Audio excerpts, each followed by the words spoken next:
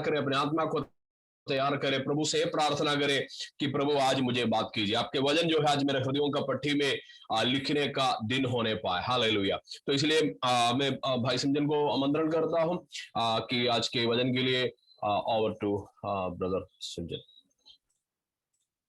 ദൈവത്തിന്റെ അതിപരിശുദ്ധമായ നാമം ഇന്ന് രാവിലെ കാലം വാഴ്ത്തപ്പെടുമാറാകട്ടെ. आज शाम के वक्त में जो है प्रभु यीशु मसीह के नाम की महिमा होने पाए।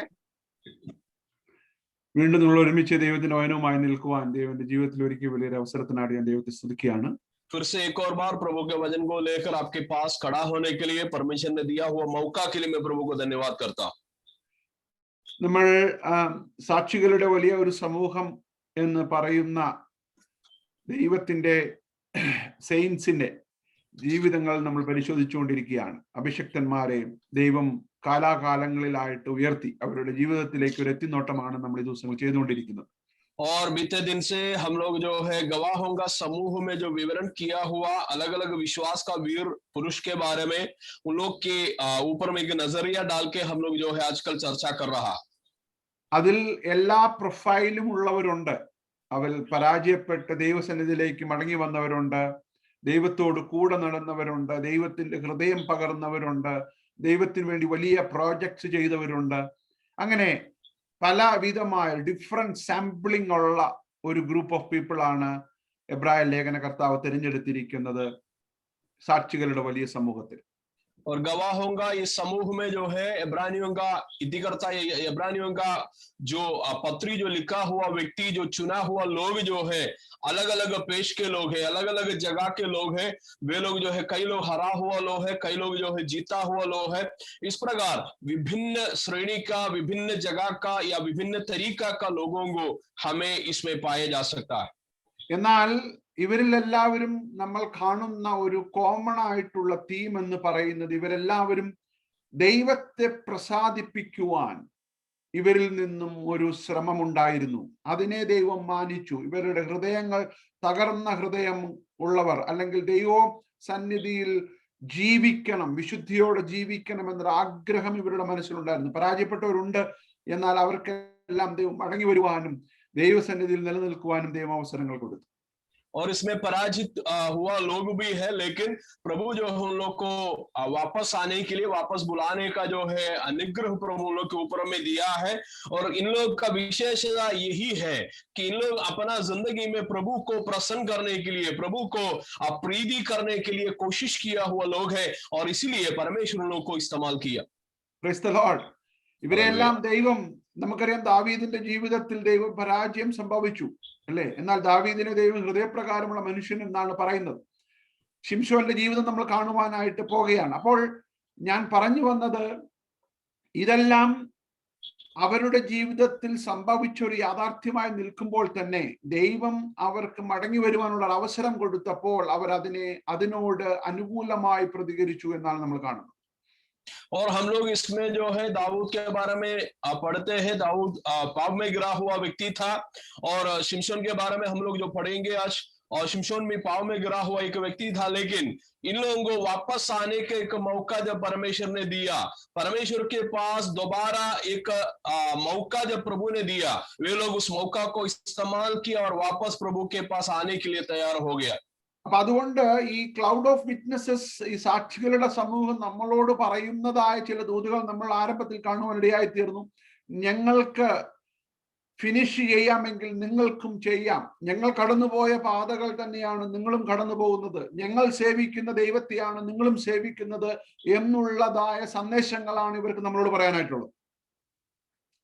और ये लोग जो है 11 अध्याय में जो बताया हुआ लोग हमें देने वाला एक मूल संदेश होते हैं. वो संदेश यही है कि जिस परमेश्वर का सेवा हम लोग ने किया है, उसी प्रभु का सेवा आप लोग भी कर रहा है. जिस परीक्षा और प्रलोभन हम लोग जो है सामना किया है, वो परीक्षा और प्रलोभन आप लोग भी सामना कर रहा है. इसलिए आप लोग को भी इस रास्ता में होकर जा सकता हूं, और आप लोग को भी विश्वास का जीवन जी सकता हूं. യോസേഫിന്റെ ജീവിതം നമ്മൾ പഠിച്ചു വരികയായിരുന്നു. ഇന്ന് മറ്റൊരു വ്യക്തിയിലേക്ക് നമ്മൾ ശ്രദ്ധ തിരിക്കുകയാണ്. എബ്രായ ലേഖനം 11 അധ്യായത്തിലേക്ക് നമ്മൾ ശ്രദ്ധ തിരിക്കാം. എബ്രായ ലേഖനം 11 അധ്യായം അതിന്റെ 23 വാക്യം നമുക്കൊന്ന് വായിക്കാം. और हम लोग यूसुफ का जिंदगी के बारे में सीखे आ रहा था, और आज हम लोग एक नया व्यक्ति के बारे में सीखेंगे। इब्रानी के पत्री 11 अध्याय उसका 23वां पद में हमारा ध्यान को हम लोग ले जाएंगे। 23 वाला पद पढ़ रहा हूं। विश्वासी से, यस, विश्वासी से मूसा के माता पिता ने उसको उत्पन्न होने के बाद 3 महीने तक छिपा रखा, क्योंकि उन्होंने देखा कि बालक सुंदर है और वे राजा की आज्ञा से न डरे। സോ ഇവിടെ എബ്രായ ലേഖന കർത്താവ് പറയുകയാണ്, ജനനത്തിങ്കൽ ശിശു സുന്ദരൻ എന്ന് ആര് കണ്ടു? അവന്റെ മാതാപിതാക്കൾ കണ്ടു. എന്നിട്ട് എന്ത് ചെയ്തു? അവനെ 3 മാസത്തേക്ക് ഒളിപ്പിച്ചു വെക്കുവാനായിട്ട് ഇടയായി തീർന്നു. और यहाँ पे जो है लिखा हुआ है कि मूसा का माँ बाप ने देखा कि बेटा या बालक जो है सुंदर है, और 3 महीना तक जो है उसको छिपा के रखा। ഏതൊരു മാതാപിതാക്കൾക്കും തങ്ങളുടെ കുഞ്ഞ് സുന്ദരനും സുന്ദരിമാരുമാണ്, അതിൽ യാതൊരു സംശയവുമില്ല. और हर एक माँ बाप को अपना बच्चा जो है सुंदर और खूबसूरत होते हैं, उसमें कोई संदेह का बात नहीं। എന്നാൽ അതിൽ നിന്ന് വ്യത്യസ്തമായി ഇവിടെ പറയുന്ന അർത്ഥം, ഈ കുഞ്ഞ് ഒരു ഓർഡിനറി ചൈൽഡ് അല്ല എന്നുള്ള ഒരു വെളിപ്പാട് അവർക്ക് ലഭിക്കുവാനിടയായി തീർന്നു. लेकिन यहाँ पे लिखा हुआ बात यही है कि इन लोगों को एक प्रकाशन मिला कि जो बच्चा उन लोगों के लिए जन्मा है वो बच्चा एक साधारण बच्चा नहीं है। അതുകൊണ്ട് തന്നെ ഇന്നത്തെ സന്ദേശത്തിന്റെ ടൈറ്റിൽ ഇതാണ്, ബോൺ വിത്ത് എ പർപ്പസ്. ഒരു പർപ്പസോട് കൂടി ജനിച്ചു വീണ ഒരു വ്യക്തിയാണ് മോശ. और इसीलिए आज का संदेश का शीर्षक मैंने इसी प्रकार देना चाहते हैं कि एक उद्देश्य के लिए जन्म होना, या एक उद्देश्य के लिए जन्म हुआ, क्योंकि मूसा जो है एक उद्देश्य के साथ जन्म हुआ एक लड़का था। നമ്മളെല്ലാവരും അങ്ങനെ തന്നെ ജനിച്ചവരാണ്, അതിൽ യാതൊരു സംശയവുമില്ല. നമ്മളെ ദൈവം സൃഷ്ടിച്ചതിന്റെ പിന്നിൽ ഒരു ഉദ്ദേശമുണ്ട് എന്നുള്ള വാസ്തവമായി നിൽക്കുമ്പോൾ, ഇവിടെ മോശയെ കുറിച്ച് ദൈവത്തിന്റെ ഒരു സ്പെസിഫിക് ആയിട്ടുള്ള ഒരു വളരെ സ്പെസിഫിക് ആയിട്ടുള്ള ഒരു പർപ്പസ് നമ്മൾ ഇവിടെ കാണുകയാണ്. और हम सब जो है उसी उद्देश्य के साथ जो जन्म लिया हुआ व्यक्ति है, हम सबके बारे में प्रभु को निश्चित उद्देश्य होते हैं। लेकिन यहाँ पे जो मूसा के बारे में बता रहा है, मूसा प्रभु का कुछ जो है विशेष उद्देश्य को पूरा करने के लिए जन्म लिया हुआ एक बच्चा था। ഇവിടെ പുറപ്പാട് പുസ്തകം 2-ാം അധ്യായമാണ് നമ്മുടെ അതിന് ഹിസ്റ്റോറിക്കൽ കോണ്ടെക്സ്റ്റ് തരുന്നത്. അവിടെ എഴുതിയിരിക്കുന്നത് 2-ാം അധ്യായത്തിന് 1-2 വാക്യങ്ങൾ. Now a man of the tribe of Levi married a Levite woman and she became pregnant and gave birth to a son. और हम लोग का जो है इसका पृष्ठभूमि समझने के लिए हम लोग निर्गमन का किताब में आना चाहिए। Can you repeat the reference please? निर्गमन का किताब उसका 2 अध्याय 1 और 2 पद जो है इस प्रकार पढ़ता हूं। लेवी के घराने का एक पुरुष ने एक लेवी वंश की स्त्री से विवाह कर लिया। वो स्त्री गर्भवती हुई और उसके एक पुत्र उत्पन्न हुआ, और ये देखकर कि ये बालक सुंदर है उसे 3 महीने तक छिपा रखा। അപ്പോൾ ഇവിടെ ഒരു കാര്യം നമ്മൾ മനസ്സിലാക്കേണ്ടതായിട്ടുണ്ട്. ജനനത്തിങ്കൽ തന്നെ മോശയെ കുറിച്ച് ദൈവത്തിന് ഒരു പർപ്പസ് ഉണ്ടെന്ന് ഈ മാതാപിതാക്കൾക്ക് മനസ്സിലാകത്തക്ക രീതിയിലുള്ള ഒരു വെളിപ്പാട് അവർക്ക് ലഭിച്ചതിന്റെ അടിസ്ഥാനത്തിൽ അവർ ഈ കുഞ്ഞിനെ എന്ത് ചെയ്യുകയാണ്? ഒളിപ്പിച്ചു വെക്കുകയാണ്. और यहाँ पे जो है हम समझना चाहिए, जब बच्चा जन्म हुआ उस वक्त से ही माँ बाप को पता चला कि इस बच्चे के ऊपर में एक विशेष आशीष है, एक विशेष उद्देश्य है, और इसी कारण से बच्चे को वे लोग छिपा के 3 महीना तक रख लिया। അപ്പോൾ ഒന്നാമതായിട്ട് നമ്മൾ ചിന്തിക്കുവാനായിട്ട് പോകുന്നത്, മോശ ജനിക്കുന്നതിന് മുൻപ് ഒരു പ്രോബ്ലം പ്രീ എക്സിസ്റ്റിംഗ് ആയിട്ടുണ്ടെന്നുള്ളത് നമ്മൾ മനസ്സിലാക്കണം. Price the Lord. മോശ സോൾവ് ചെയ്യുവാൻ പോകുന്ന, മറ്റൊരർത്ഥത്തിൽ പറയാം, മോശ സോൾവ് ചെയ്യുവാൻ പോകുന്ന problem it was pre existing, അത് നിലവിലുണ്ടായിരുന്ന ഒരു പ്രശ്നമാണ് എന്ന് നമ്മൾ കാണുന്നു. और इसमें एक बात समझना चाहिए, मूसा जन्म होने से पहले ही कुछ परेशानी, कुछ समस्या वहां पे चल रहा है। इसका मतलब है मूसा जन्म होने के पहले से समस्या वहां पे खड़ा है। അപ്പോൾ നമ്മളൊരു കാര്യം വളരെ മനസ്സിലാക്കണം, ഇത് ദൈവത്തിന്റെ അനന്തമായ വിജ്ഞാനത്തിലുള്ള ഒരു കാര്യമാണ്. പലപ്പോഴും നമ്മൾ ജനിച്ചു വീഴുന്നത് ഒരു പ്രോബ്ലം സോൾവിംഗ് സിറ്റുവേഷനിലേക്കാണെന്ന് പിന്നീട് നമ്മൾ തിരിച്ചറിയുവാനായിട്ട് ഇടയായിത്തീരും. Praise the lord. और परमेश्वर का जो है महाज्ञान को हम लोग इस वक्त में समझना बहुत जरूरी है। कभी कभी हम लोग जो है जन्म जो होते हैं वो एक समाधान मिलने के लिए, समाधान देने का एक मौका के लिए, समाधान देने के लिए हो सकता है हम लोग का जन्म हो रहा होगा।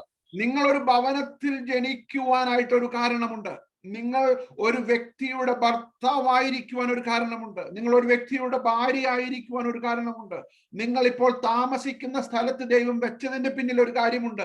അവിടെയെല്ലാം പ്രീ എക്സിസ്റ്റിംഗ് ആയിരിക്കുന്ന ദൈവത്തിന്റെ മനസ്സിനെ വേദിപ്പിക്കുന്ന ചില പ്രശ്നങ്ങളുണ്ട്. അതുമായിട്ട് കണക്ട് ചെയ്യുവാനാണ് ദൈവം നിങ്ങളെ വെച്ചിരിക്കുന്നത്. ഹല്ലേലൂയ. आमीन। तो आप जो है जन्म लिया हुआ परिवार के लिए प्रभु का एक उद्देश्य है। आप जिनका पति हो गया उसके लिए प्रभु के एक उद्देश्य है। आप जिनका पत्नी बन गया उसके लिए प्रभु के एक उद्देश्य है। जिस जगह में, जिस परिवार में आपको रख लिया है प्रभु, उसके लिए एक उद्देश्य है परमेश्वर को, क्योंकि वहां पे उसके पहले से, आपको वहां रखने से पहले जो वहां पे होने वाला कई समस्या का समाधान देने के लिए प्रभु ने आपको रखा है। और खास करके प्रभु से आप जो है उस परिवार को या उस समस्या को जोड़ने के लिए प्रभु ने आपको वहां पर रखा हुआ है। Oh praise the Lord. പലപ്പോഴും നമ്മൾ അത് പിന്നീടാണ് മനസ്സിലാക്കുന്നത്. ദൈവം നമ്മളെ ഈ ഒരു സ്ഥാനത്തേക്ക് വിട്ടതിന്റെ പിന്നിൽ, ദൈവം നമ്മളെ ഈ ഒരു കുടുംബത്തിന്റെ ഭാഗമായി മാറുവാനായിട്ട് ദൈവം തീരുമാനിച്ചതിന്റെ പിന്നിലെല്ലാം വലിയതായ ഉദ്ദേശങ്ങൾ ഉണ്ടെന്നുള്ളത് നമ്മൾ പിന്നീട് മനസ്സിലാക്കുന്ന കാര്യമാണ്. മോശയുടെ കാര്യം നമ്മൾ ഇപ്പോൾ പഠിക്കുമ്പോൾ നമുക്കറിയാം, there was a pre-existing problem for Moses to solve. और हम लोग जो है अभी नहीं समझेगा, लेकिन बाद में हमें समझ सकता हूं कि वहां पे परमेश्वर ने हमें रखने के लिए एक विशेष कारण है, एक समाधान करने के लिए प्रभु ने वहां पे रखा हुआ है। और मूसा का जिंदगी से भी हम लोग यही बात सीखते हैं। Praise the Lord. അപ്പോൾ നമ്മുടെ ജീവിതത്തിലേക്ക് നമ്മളൊന്ന് പരിശോധിച്ച് നോക്കിക്കേ. നമ്മൾ കടന്നുപോയ അനുഭവങ്ങൾ, നമ്മൾ കടന്നുപോയ വേദനയുടെ, പ്രയാസങ്ങളുടേതായ, ദുഃഖങ്ങളുടേതായ അവസ്ഥകൾ, സന്തോഷത്തിൻ്റെതായ അവസ്ഥകൾ, ഇതിനെല്ലാം പിന്നിൽ ദൈവം ചില പ്രോബ്ലംസ്, ദൈവം ചില സംഗതികൾ, ദൈവം ചില സന്ദർഭങ്ങൾ ഒളിപ്പിച്ചു വെച്ചിട്ടുണ്ടായിരുന്നു എന്നുള്ളത് നമ്മൾ ഈ ദിവസങ്ങൾ മനസ്സിലാക്കുമ്പോഴാണ് നമ്മുടെ ജീവിതത്തിന്റെ ഉദ്ദേശശുദ്ധി നമുക്ക് മനസ്സിലാകുന്നത്.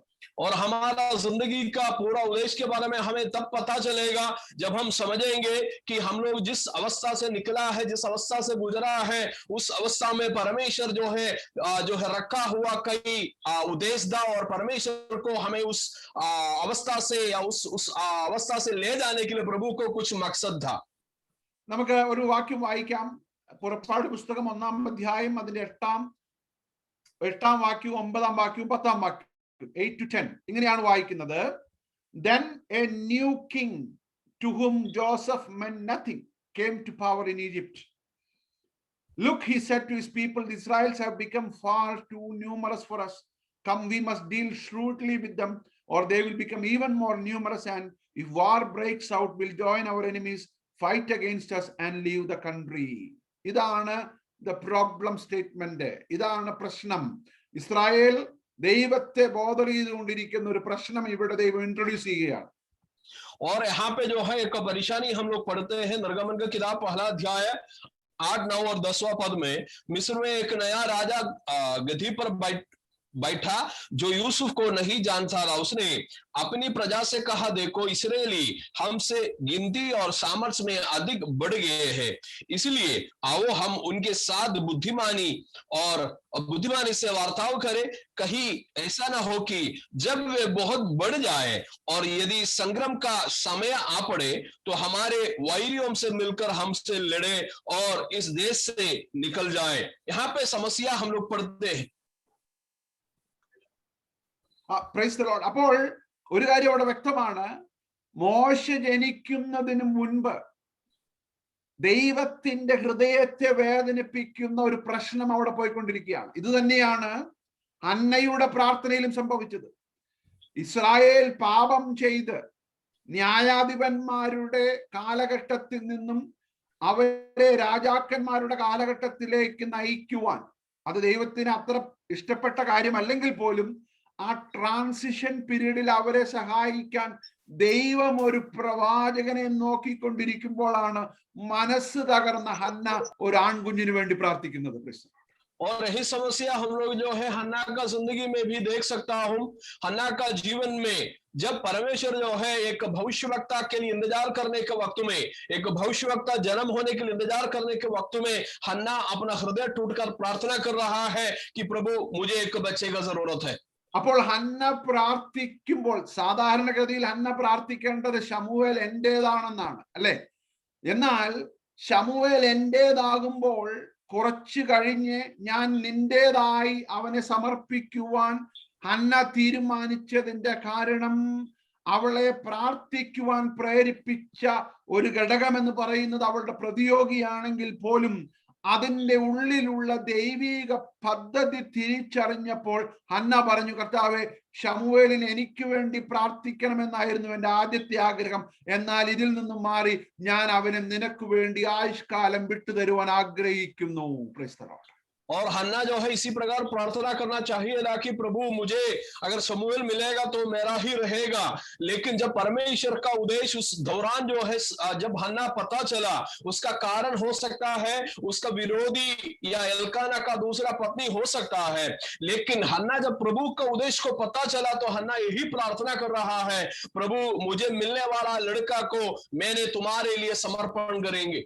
ഓ പ്രൈസ് ദി ലോർഡ്. അത് പ്രാർത്ഥന കേട്ടപ്പോൾ ദൈവം അവളുടെ പ്രാർത്ഥന കേൾക്കുവാനായിട്ടിടയായി തീർന്നു. Price the Lord. ഇതുപോലെ തന്നെയാണ് മോശ ജനിച്ചപ്പോൾ അവന്റെ മാതാപിതാക്കളുടെ ഹൃദയത്തിൽ എന്തെന്നില്ലാത്തതായ ഒരു തീഷ്ണത, എന്തെന്നില്ലാത്തതായ ഒരു വെളിപ്പാട് വരുവാനിടയായിത്തീർന്നു. ഈ കുഞ്ഞിനെ കുറിച്ച് ദൈവത്തിന് ഒരു പദ്ധതി ഉള്ളത് കൊണ്ട് ഇവനെ സൂക്ഷിക്കുവാൻ, ഇവനെ വ്യത്യസ്തനാക്കി വളർത്തുവാനുള്ള ഉത്തരവാദിത്വം ഞങ്ങൾക്കുണ്ടെന്ന് മോശയുടെ മാതാപിതാക്കന്മാർക്ക് മനസ്സിലായി.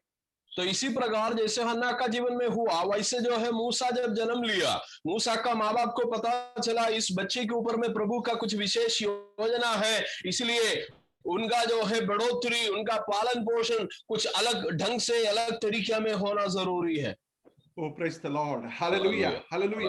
അപ്പോൾ ഒരു കാര്യം നമ്മൾ മനസ്സിലാക്കണം, നമ്മൾ ആകസ്മികമായി ഈ ലോകത്തിൽ ജനിച്ചവരല്ല, നമ്മൾ ആകസ്മികമായിട്ട് ഇവിടെ വളർത്തപ്പെട്ടതല്ല, നമ്മൾ ആകസ്മികമായി ഒരു മാതാപിതാക്കന്മാർക്ക് ജനിച്ചതല്ല. അവിടെയെല്ലാം പ്രീ എക്സിസ്റ്റിംഗ് ആയിട്ടുള്ള കിങ്ഡം അജണ്ടകൾ ദൈവം ഒളിപ്പിച്ചു വെച്ചിട്ടുണ്ട്. അതുമായിട്ട് കണക്ട് ചെയ്യുക എന്നുള്ളതാണ് നമ്മുടെ ജീവിതത്തിന്റെ പർപ്പസ്. भाइयों बहनों, आप समझ लीजिएगा, आप जो है एक दुर्घटना नहीं है इस दुनिया में, आप एक दुर्घटना के साथ अपना परिवार में जहां पे आपने जन्म लिया वहां पे जन्म लिया हुआ नहीं है। परमेश्वर कुछ विशेष मकसद के साथ आपको वहां पे किया है। अपना परिवार में जन्म लेने के लिए प्रभु का कुछ विशेष योजना था। वो योजना ही है कि आप जो समस्या अपने परिवार में अपना जगह पे है, उससे परमेश्वर के साथ जो है संबंध जो है ले जाने के लिए या प्रभु को वहां पे ले आने के लिए एक उद्देश्य के साथ परमेश्वर ने आपको वहां पे पैदा किया है। പത്രോസും യോഹന്നാനും പ്രാർത്ഥിപ്പാൻ ദേവാലയത്തിൽ പോകുമ്പോൾ അവിടെ അമ്മയുടെ ഗർഭം മുതൽ മുടന്തനായിരിക്കുന്ന ഒരു വ്യക്തി അവിടെ ഇരിക്കുകയാണ്. पतरस और यूहन्ना प्रार्थना के लिए प्रभु के मंदिर में जाने के वक्त में माँ का गर्भ से जो है लंगड़ा हुआ एक व्यक्ति उसके जो है गेट के पास बैठा हुआ है। ഒരർത്ഥത്തിൽ പറഞ്ഞാൽ പത്രോസും യോഹന്നാനും യേശു ക്രിസ്തുവിനെ അനുഗമിക്കുന്നതിന് മുൻപ്, യേശു എന്ന വാക്ക് കേൾക്കുന്നതിന് മുൻപ് അവർ പ്രോബ്ലം സോൾവ് ചെയ്യത്തക്ക രീതിയിലുള്ള ഒരു മുടന്തൻ ജനിച്ചു കഴിഞ്ഞു എന്ന് നമ്മൾ മനസ്സിലാക്കണം. आपको समझना चाहिए, पतरस और यूहन्ना यीशु मसीह का नाम सुनने से पहले, यीशु मसीह का पीछे जाने से पहले ही ये लंगड़ा का जन्म जो है दुनिया में हो चुका था। ഓ പ്രൈസ് ദി ലോർഡ്.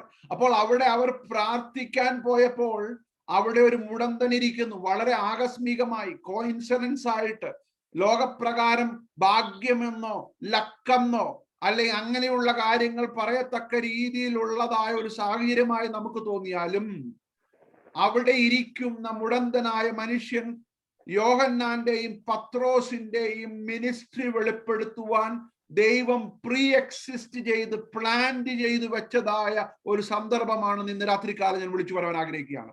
और मैंने आज रात में उस घटना के बारे में यही बोलना चाहते हैं। यूहन्ना और पतरस जो है वहां पे जाने के वक्त में प्रभु का जो है पूरा योजना को दिखाने के लिए प्रभु ने उसको नियुक्त किया हुआ एक व्यक्ति था, उस लंगड़ा व्यक्ति। वहां पे जो हुआ एक जो है भाग्य का बात नहीं था, एक लक का बात नहीं था, एक घटना नहीं था, मगर प्रभु का जो है बड़ा इच्छा का एक अवसर जो है वहां पे हुआ था।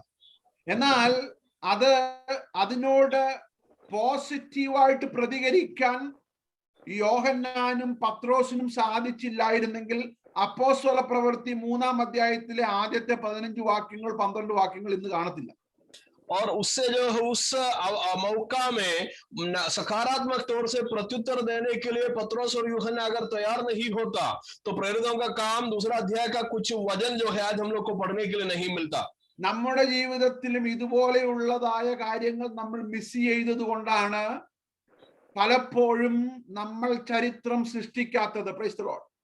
മൊർദെഖായി എസ്തേറിനോട് പറഞ്ഞു, നീ രാജസ്ഥാനത്ത് വന്നത് നിന്റെ സൗന്ദര്യം കണ്ടതുകൊണ്ടല്ല, there was a pre-existing problem. യഹൂദന്മാർ കടന്നു പോകുന്ന ഒരു പ്രശ്ന പരിഹാരത്തിനു വേണ്ടിയാണ് ഞാൻ ഇത്ര പണി കഴിച്ചതും ദൈവം നിന്നെ രാജസ്ഥാനത്തേക്ക് ഉയർത്തിയതും.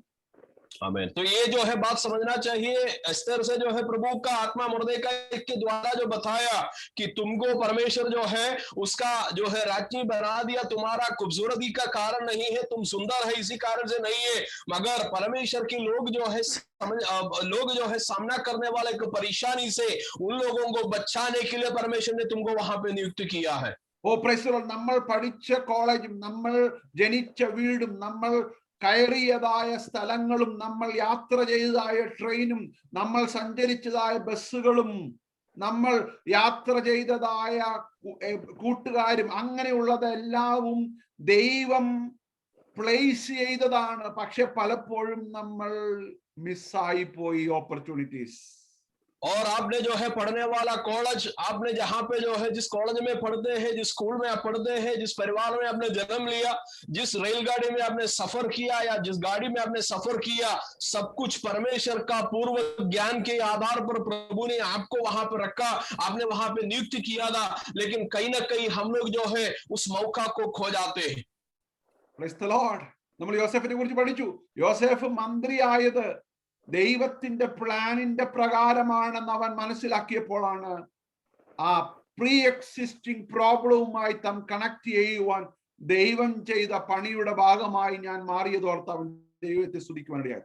हम लोग यूसुफ के बारे में बीते सप्ताह में देखा था कि जब यूसुफ को पता चला कि उन्होंने पूर्व काल का जो है समस्या को समाधान देने के लिए परमेश्वर ने नियुक्त किया हुआ व्यक्ति था, तब जो है उन्होंने प्रभु को आदर और स्तुति करना शुरू किया। Praise the Lord. ഞാൻ എന്റെ രണ്ടാമത്തെ ചിന്തയിലേക്ക് കടക്കുകയാണ്. ഒന്ന്, why he was born with a purpose. There was a pre-existing problem. നിലവിൽ നിൽക്കുന്ന ദൈവത്തിന്റെ മനസ്സിനെ വേദനിപ്പിക്കുന്ന ഒരു പ്രശ്നം നിലവിലുണ്ടായിരുന്നു. ഒന്നാമതായിട്ടുള്ള ചിന്ത. और सबसे पहला सोच यही है कि मूसा क्यों जन्म लिया है। मूसा जन्म लेने के पूर्व काल में हुआ एक परेशानी का समाधान देने के लिए मूसा को परमेश्वर ने इस दुनिया में भेजा। अभी मैं मेरा दूसरा सोच में जाना चाहता हूं। ഒരു കാര്യം കൂടി പറഞ്ഞു മുന്നോട്ട് പോകട്ടെ. യേശു ക്രിസ്തു ഒരു കുരുടനെ സൗഖ്യമാക്കിയപ്പോൾ പരീശന്മാരും ന്യായശാസ്ത്രിമാരും അതിന് കാരണം കണ്ടുപിടിക്കുവാൻ ശ്രമിച്ചപ്പോൾ ദൈവം പറഞ്ഞ ഒരു കാര്യം, ഇത് അവന്റെ പാപം നിമിത്തമോ ഇതിന്റെ കാരണമൊന്നും കണ്ടുപിടിക്കേണ്ട കാര്യമില്ല, ഇത് ദൈവനാമ മഹത്വത്തിനായി സംഭവിച്ച ഒരു കാര്യമാണ്. Price the Lord. അത് നമ്മൾ മനസ്സിലാക്കണം. और एक और बात उसके दौरान में बताना चाहता हूं कि यीशु मसीह एक जो अंधे व्यक्ति को, एक दृष्टिहीन व्यक्ति को जब चंगाई दिया तो उसका कारण ढूंढने के वक्त में यीशु मसीह उन लोगों को यही जवाब दिया था कि प्रभु का महिमा के लिए ये अंधा होकर जन्म लिया है। ये बात हमारा जिंदगी से भी जोड़कर समझना चाहिए। രണ്ടാമത്തെ ചിന്ത ഇതാണ്, the stage was set for Moses. എന്ന് പറഞ്ഞാൽ മോശ ജനിക്കുന്നതിന് മുൻപ് ദൈവം അവനെ കരുതുവാനുള്ള പ്ലേയേഴ്സിനെ, കരുതുവാനുള്ള വ്യക്തികളെ ദൈവം പ്രീ അപ്പോയിന്റ് ചെയ്തിട്ടുണ്ടായിരുന്നു എന്ന് നമ്മൾ മനസ്സിലാക്കണം. और दूसरा प्रकाशन में मूसा की जिंदगी से ही बोलना चाहते हैं कि मूसा जब जन्म लिया था उससे पहले वहां पे एक स्टेज जो है तैयार हुआ था। जिस व्यक्ति मूसा के साथ रहना है, कार्य करना है, सबको परमेश्वर ने वहां पे तैयार करके रखा हुआ था। ഒന്ന് നിങ്ങൾ ചിന്തിച്ച് നോക്കണം. അത് പുറപ്പാട് പുസ്തകം 1ഉം 2ഉം വായിക്കുമ്പോൾ ഞാൻ ചില വാക്യങ്ങൾ നമ്മൾ ശ്രദ്ധയിലേക്ക് കൊണ്ടുവരുവാണ്. അപ്പോഴാണ് ദൈവത്തിന്റെ ആ പ്ലാനിന്റെ ആഴം നമുക്ക് മനസ്സിലാകുന്നത്. अब निर्गमन का किताब का कुछ पदों को मैंने देखेंगे, उस पद पढ़ने के वक्त में प्रभु का ज्ञान का गहराई आप समझ लेंगे।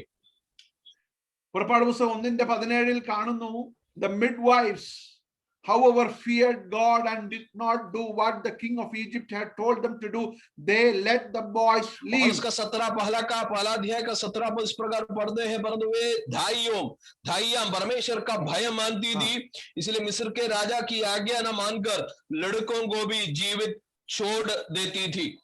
അപ്പോൾ മിഡ്വൈഫ്സ് ആയി അവിടെ സേവനം അനുഷ്ഠിച്ചവർ രാജാവിന്റെ കൽപ്പനയ്ക്കെതിരായി പോയി. എന്തുകൊണ്ട്? ഒരു മോശ ജനിക്കാൻ പോകുന്നുണ്ട്. Praise the Lord. और वहां पे जो है ढाई लोग भी राजा का आज्ञा का विरोध में काम करना पड़ा। क्यों? क्योंकि एक मूसा वहां जन्म होने जा रहा है। Oh, praise the Lord. Hallelujah. അവന്റെ രാജ്യത്തിലുള്ള വ്യക്തികൾ തന്നെ അവനെ എതിരായിട്ട് പോകുവാൻ. കാരണം രാജാവിന്റെ കൽപ്പനയാണ് എല്ലാ ആൺകുഞ്ഞുങ്ങളെയും കൊല്ലണമെന്നുള്ളത്. എന്നാൽ ദൈവം God was setting the stage for Moses. മിഡ്വൈഫ്സിനോട് പറഞ്ഞു, ഇതിനെ ഒന്ന് ലംഘിക്കണം. കാരണം ഈ കാലഘട്ടത്തിൽ ഒരു വ്യക്തി ജനിക്കാൻ പോകുന്നുണ്ട്, അതിന്റെ ഭാഗമായി നിങ്ങൾ മാറണം. और उस वक्त में जो है ढाई लोगों से परमेश्वर आज्ञा दिया कि जो है आप लोग राजा का कई नियमों को उल्लंघन करना पड़ेगा, क्योंकि एक बच्चा जन्म होने जा रहा है। उस बच्चा प्रभु का योजना के आधार पर है, आप लोग भी उस योजना का एक भागीदार होना चाहिए। ഓ പ്രൈസ് ദി ലോർഡ്. ദൈവം യെരമ്യാവിനെ വിളിച്ചപ്പോൾ ഒരു കാര്യം പറഞ്ഞു, യെരമ്യാവേ, നിന്റെ കോളിന്റെ ആയുസ് എന്ന് പറയുന്നത് 13, 14, 15 വയസ്സാണെന്ന് നിനക്ക് തോന്നിയാലും, നീ നിന്റെ അമ്മയുടെ ഗർഭത്തിൽ ഉരുവാകുന്നതിന് മുൻപ് ഞാൻ നിന്നെ വിളിക്കുവാനുള്ള ശ്രമം നടത്തിക്കൊണ്ടിരിക്കുകയാണ്. ഞാൻ നിന്റെ ജീവിതത്തിൽ ഇൻവെസ്റ്റ് ചെയ്തുകൊണ്ടിരിക്കുകയാണെന്ന് നീ ഇന്ന് രാത്രികാലം മനസ്സിലാക്കണം. और जब यिर्मयाह नबी को परमेश्वर ने अपना भविष्यवक्ता होने के लिए बुलाने के वक्त में यिर्मयाह नबी बोला कि मैं जो है उम्र में बहुत कम है, लेकिन प्रभु ने उनको बोला कि तुम हो सकता 15, 16 या 17 साल का लड़का होगा, लेकिन तुम माँ का गर्भ में होने से माँ के गर्भ से ही मैंने तुम्हें बुलाने का जो है प्रयत्न कर रहा हूं, मैंने तुम्हारा जिंदगी में इन्वेस्ट कर रहा हूं। ഓ പ്രൈസ് ദി ലോർഡ്. ദൈവത്തിന്റെ ഇൻവെസ്റ്റ്മെന്റ് നമ്മുടെ ജനനത്തിന് ശേഷമല്ല. ദൈവത്തിന്റെ ഇൻവെസ്റ്റ്മെന്റ് ലോകസ്ഥാപനത്തിന് മുൻപ് നമുക്ക് വേണ്ടി ദൈവം ഇൻവെസ്റ്റ് ചെയ്തുകൊണ്ടേയിരുന്നു. അതിന്റെ ഭാഗമായി നമ്മൾ അറിയാത്തവർ പലരും നമ്മുടെ ജീവിതത്തിന്റെ പർപ്പസിലേക്ക് നമ്മെ കൊണ്ടുവരുവാൻ വേണ്ടി അവരുടെ പാർട്ട് പ്ലേ ചെയ്തു കഴിഞ്ഞു. മോശെ, നീ ജനിക്കുന്നതിന് മുൻപ് ചില മിഡ്വൈഫ്സ് ദൈവത്തെ ഭയപ്പെട്ടു. और हमारा जीवन का जो है अलग अलग जीवन का मकसद को पूरा करने के लिए अलग अलग लोग जो है हमारा जिंदगी से जो है जुड़ गया। और यहाँ पे मूसा का जीवन में कुछ ढाई लोगों को परमेश्वर इस्तेमाल कर रहा है उनका जिंदगी में जो है कुछ काम करने के लिए। ഇന്നും നമ്മൾ അറിയാതെ ദൈവം നമുക്ക് വേണ്ടി ഉപയോഗിച്ച പലരും ലോകത്തിലുണ്ട്. ഒരു പക്ഷേ അവരെല്ലാം ലോകത്ത് നിന്ന് മാറ്റപ്പെട്ടിരിക്കും. പക്ഷെ അവരെല്ലാം ദൈവത്തിന്റെ വലിയ ഡ്രാമയുടെ ഭാഗമായി അവരുടെ പാർട്ട് പ്ലേ ചെയ്തവരാണ്. എന്തിനു വേണ്ടി? മോശയെ ഈ വാഗ്ദത്തത്തിലേക്ക്, ഈ പർപ്പസിലേക്ക് ഒന്ന് കണക്ട് ചെയ്യുവാനായിട്ട്. और हमें नहीं मालूम हो सकता है, कई लोग जिनको हमें नहीं मालूम है, वे लोग जो है अलग अलग तरीका में हमारा जीवन में प्रभाव डालने के लिए अलग अलग कार्य किया होगा। इस प्रकार मूसा का जीवन में भी कई लोग कार्य कर रहा है जिनको मूसा को कोई परिचय भी नहीं है, लेकिन वे लोग मूसा का जीवन के लिए कुछ काम कर रहा है वहां पे। ഓ പ്രൈസ് ദി ലോർഡ്. അവരെല്ലാം ബാക്ക്ഗ്രൗണ്ടിൽ പ്ലേ ചെയ്തവരാണ്. അവരുടെ പേരുകൾ ആരും അറിയത്തില്ല. Price the lord. ഹല്ലേലൂയ. ഇന്ന് രാത്രികാലം എന്നെ കേൾക്കുന്ന പ്രിയമുള്ള ദൈവമക്കളെ, നിങ്ങളോട് എനിക്ക് പറയുവാനായിട്ടുള്ളത്, നീ ആയിരിക്കുന്നത് ഈ സാഹചര്യത്തിന് പിന്നിൽ നീ അറിയാതെ നിനക്ക് വേണ്ടി പ്രാർത്ഥിച്ചവരുണ്ട്. നീ അറിയാതെ ദൈവം നിനക്ക് വേണ്ടി ചില കാര്യങ്ങൾ ചെയ്തവരുണ്ട്. അവരുടെ എല്ലാം പേരുകൾ നിനക്കറിയുന്നില്ലെങ്കിലും ദൈവത്തിന്റെ മാസ്റ്റർ പ്ലാനിൽ ഈ രണ്ട് മിഡ്വൈഫ്സും ഉണ്ടായിരുന്നു എന്നുള്ളത് നമ്മൾ ഇന്ന് രാത്രികാലം മനസ്സിലാക്കണം. और आपको समझना चाहिए, हो सकता है आपके लिए प्रार्थना किया हो लोगों को बाहर के कोई लोग नहीं समझता होगा, नहीं जानता होगा। कई लोग आपके पीछे जो है कार्य किया है, उन लोग को कोई पूरा दुनिया नहीं जानते हैं। जैसे जो है मूसा का जिंदगी के लिए जो काम किया हुआ 2-2.5 लोगों के बारे में जो है कोई नहीं समझते हैं, लेकिन परमेश्वर का बड़ा योजना में वे लोग भागीदार हो गया। Praise the Lord. നമുക്കറിയാം ലോത്ത് സോദോം ഗോമോറയിൽ നിന്ന് വിടുവിക്കപ്പെട്ടപ്പോൾ ലോത്തിന്റെ വിചാരം താൻ നീതിമാനായതുകൊണ്ടാണെന്ന് ഒരുപക്ഷെ ലോത്ത് തീരുമാനിച്ചാൽ അവന് തെറ്റുപറ്റിപ്പോയി. തലേ ദിവസം നിനക്ക് വേണ്ടി ഇടിവിൽ നിന്ന അബ്രഹാമിന്റെ രാത്രി. Praise the Lord. നീ മറന്നു പോകരുത്. लूत हो सकता है सोचे कि लूत जो है मैंने जो है सोदोम और अमोरा से बच गया इसीलिए है कि मेरा धार्मिकता के कारण मैंने बच गया है। लेकिन अब लूत जो है नहीं समझने वाला एक बात है, बात यह है कि उससे उस रात के पहले का दिन, पहले रात में बिछुआई किया हुआ एक अब्राहम का दुआ, अब्राहम का एक प्रार्थना जो है उसके पहले हुआ था, वो बातों के बारे में जो है लूत नहीं समझ रहा। Moses, remember the stage was set before you were born. നീ ജനിക്കുന്നതിന് മുൻപ് നിനക്ക് കളിക്കുവാനുള്ള, നിനക്ക് പ്ലേ ചെയ്യുവാനുള്ള സ്റ്റേജ് സെറ്റ് ആയിരുന്നു. मूसा, आप समझ लीजिए, आप जन्म होने से पहले ही आपको खेलने के लिए, आपको कार्य करने के लिए एक जगह, एक प्लेटफॉर्म वहां पे तैयार हुआ। ഇനി ഇന്ന് രണ്ടാം അധ്യായം രണ്ടാമത്തെ വാക്യം ഒന്ന് വായിച്ചേ. രണ്ടാം അധ്യായം രണ്ടാമത്തെ വാക്യം ഒന്ന് വായിച്ചേ. When she saw that he was a fine child, she hid him from 3 months. അത് നമ്മൾ കണ്ട കാര്യമാണ്. മോശയുടെ അമ്മ താൻ ദിവ്യസുന്ദരനാണെന്ന് കണ്ടപ്പോൾ അവനെ 3 മാസം ഒളിപ്പിക്കുവാൻ തീരുമാനിച്ചു. और उसका दूसरा अध्याय का दूसरा पद जो हम लोग पढ़ चुके हैं, इस प्रकार लिखा है, जब वो एक पुत्र उत्पन्न हुआ तो देखकर कि वो बालक सुंदर है, उसे 3 महीना तक छिपा रखा। Praise the Lord. The stage was being set. ദൈവം ഇവിടെ ഓരോരുത്തരെ മോശ അറിയുന്ന പോലുമില്ല. Praise the Lord. അത് നമ്മൾ മനസ്സിലാക്കണം. मूसा नहीं समझ रहा है, मूसा को मालूम भी नहीं है, लेकिन मूसा के लिए लोग अभी से कार्य करना शुरू किया है। ഇനി ഇതിനേക്കാൾ വലിയതായ ഒരു കാര്യം വരുവാനായിട്ട് പോവുകയാണ്. രണ്ടാം അധ്യായം അതിന്റെ 5-ാം വാക്യം ഇങ്ങനെയാണ്. Then Pharaoh's daughter went down to the Nile to bathe. അവൾ കുളിക്കുവാൻ പോയി. ആരെ? ഫറവോന്റെ പുത്രി. ആരാജ്ഞ കൊടുത്തുവോ അവന്റെ പുത്രി നൈൽ നദിയിൽ കുളിക്കുവാൻ പോയി. ആർക്കു വേണ്ടി? മോശയ്ക്കു വേണ്ടി. Praise the Lord. और उसका दूसरा अध्याय का 5वां पद पढ़ेंगे तो और समझेंगे प्रभु का योजना। तो फिरौन का बेटी नहाने के लिए नदी के किनारे आई। कौन गई? फिरौन का पुत्री, जो फिरौन जो आज्ञा दिया था सारा बालक को मार डाला है, उसका पुत्री गई है नहाने के लिए। किसके लिए? कि मूसा के लिए वो गई है। നമുക്കിതൊരു കോയിൻസിഡൻസ് ആണെന്ന് തോന്നിയാലും ദൈവത്തിന്റെ പ്ലേ ബുക്കിൽ ഇതെല്ലാം എഴുതി വെച്ചിട്ടുണ്ടായിരുന്നു. എന്തിനു വേണ്ടി? മോശെ, പ്രീ എക്സിസ്റ്റിംഗ് ആയിട്ടുള്ള ഒരു പ്രോബ്ലത്തിലേക്ക് നിന്നെ കണക്ട് ചെയ്യുവാൻ നിന്നേക്കാൾ കൂടുതൽ പണിപ്പെട്ടവനാണ് നമ്മുടെ ദൈവം. Praise the Lord. हो सकता है इसको पढ़ने में हमें लगेगा कि एक घटना हुआ था, लेकिन आप समझ लीजिएगा कि मूसा आपको जो है पहले पूर्व काल से हुआ एक समस्या से जुड़ने के लिए परमेश्वर जो है काफी साल से मेहनत कर रहा। Oh, praise the Lord. ഫറവോന്റെ പുത്രി അവിടെ കുളിക്കാൻ വന്നു. അത് മാത്രമല്ല, 9-ാമത്തെ വാക്യം അതിനേക്കാൾ അത്ഭുതകരമായ വാക്യം. She saw the basket among the reeds and sent her female slave to get it. Take this baby and nurse him for me. I will pay you. Oh, ഫറവോന്റെ പുത്രി പറയുകയാണ്, ഫറവോന്റെ പുത്രി ആ ഞാങ്ങണ കണ്ടു. അതും ആകസ്മികമാണെന്ന് നമുക്ക് തോന്നിയേക്കാം. എന്നാൽ ദൈവം പറയുന്നു അത് ആകസ്മികമല്ല, അവളുടെ ശ്രദ്ധയിൽ ഞാൻ കൊണ്ടുവന്നു. because I was setting the stage for Moses.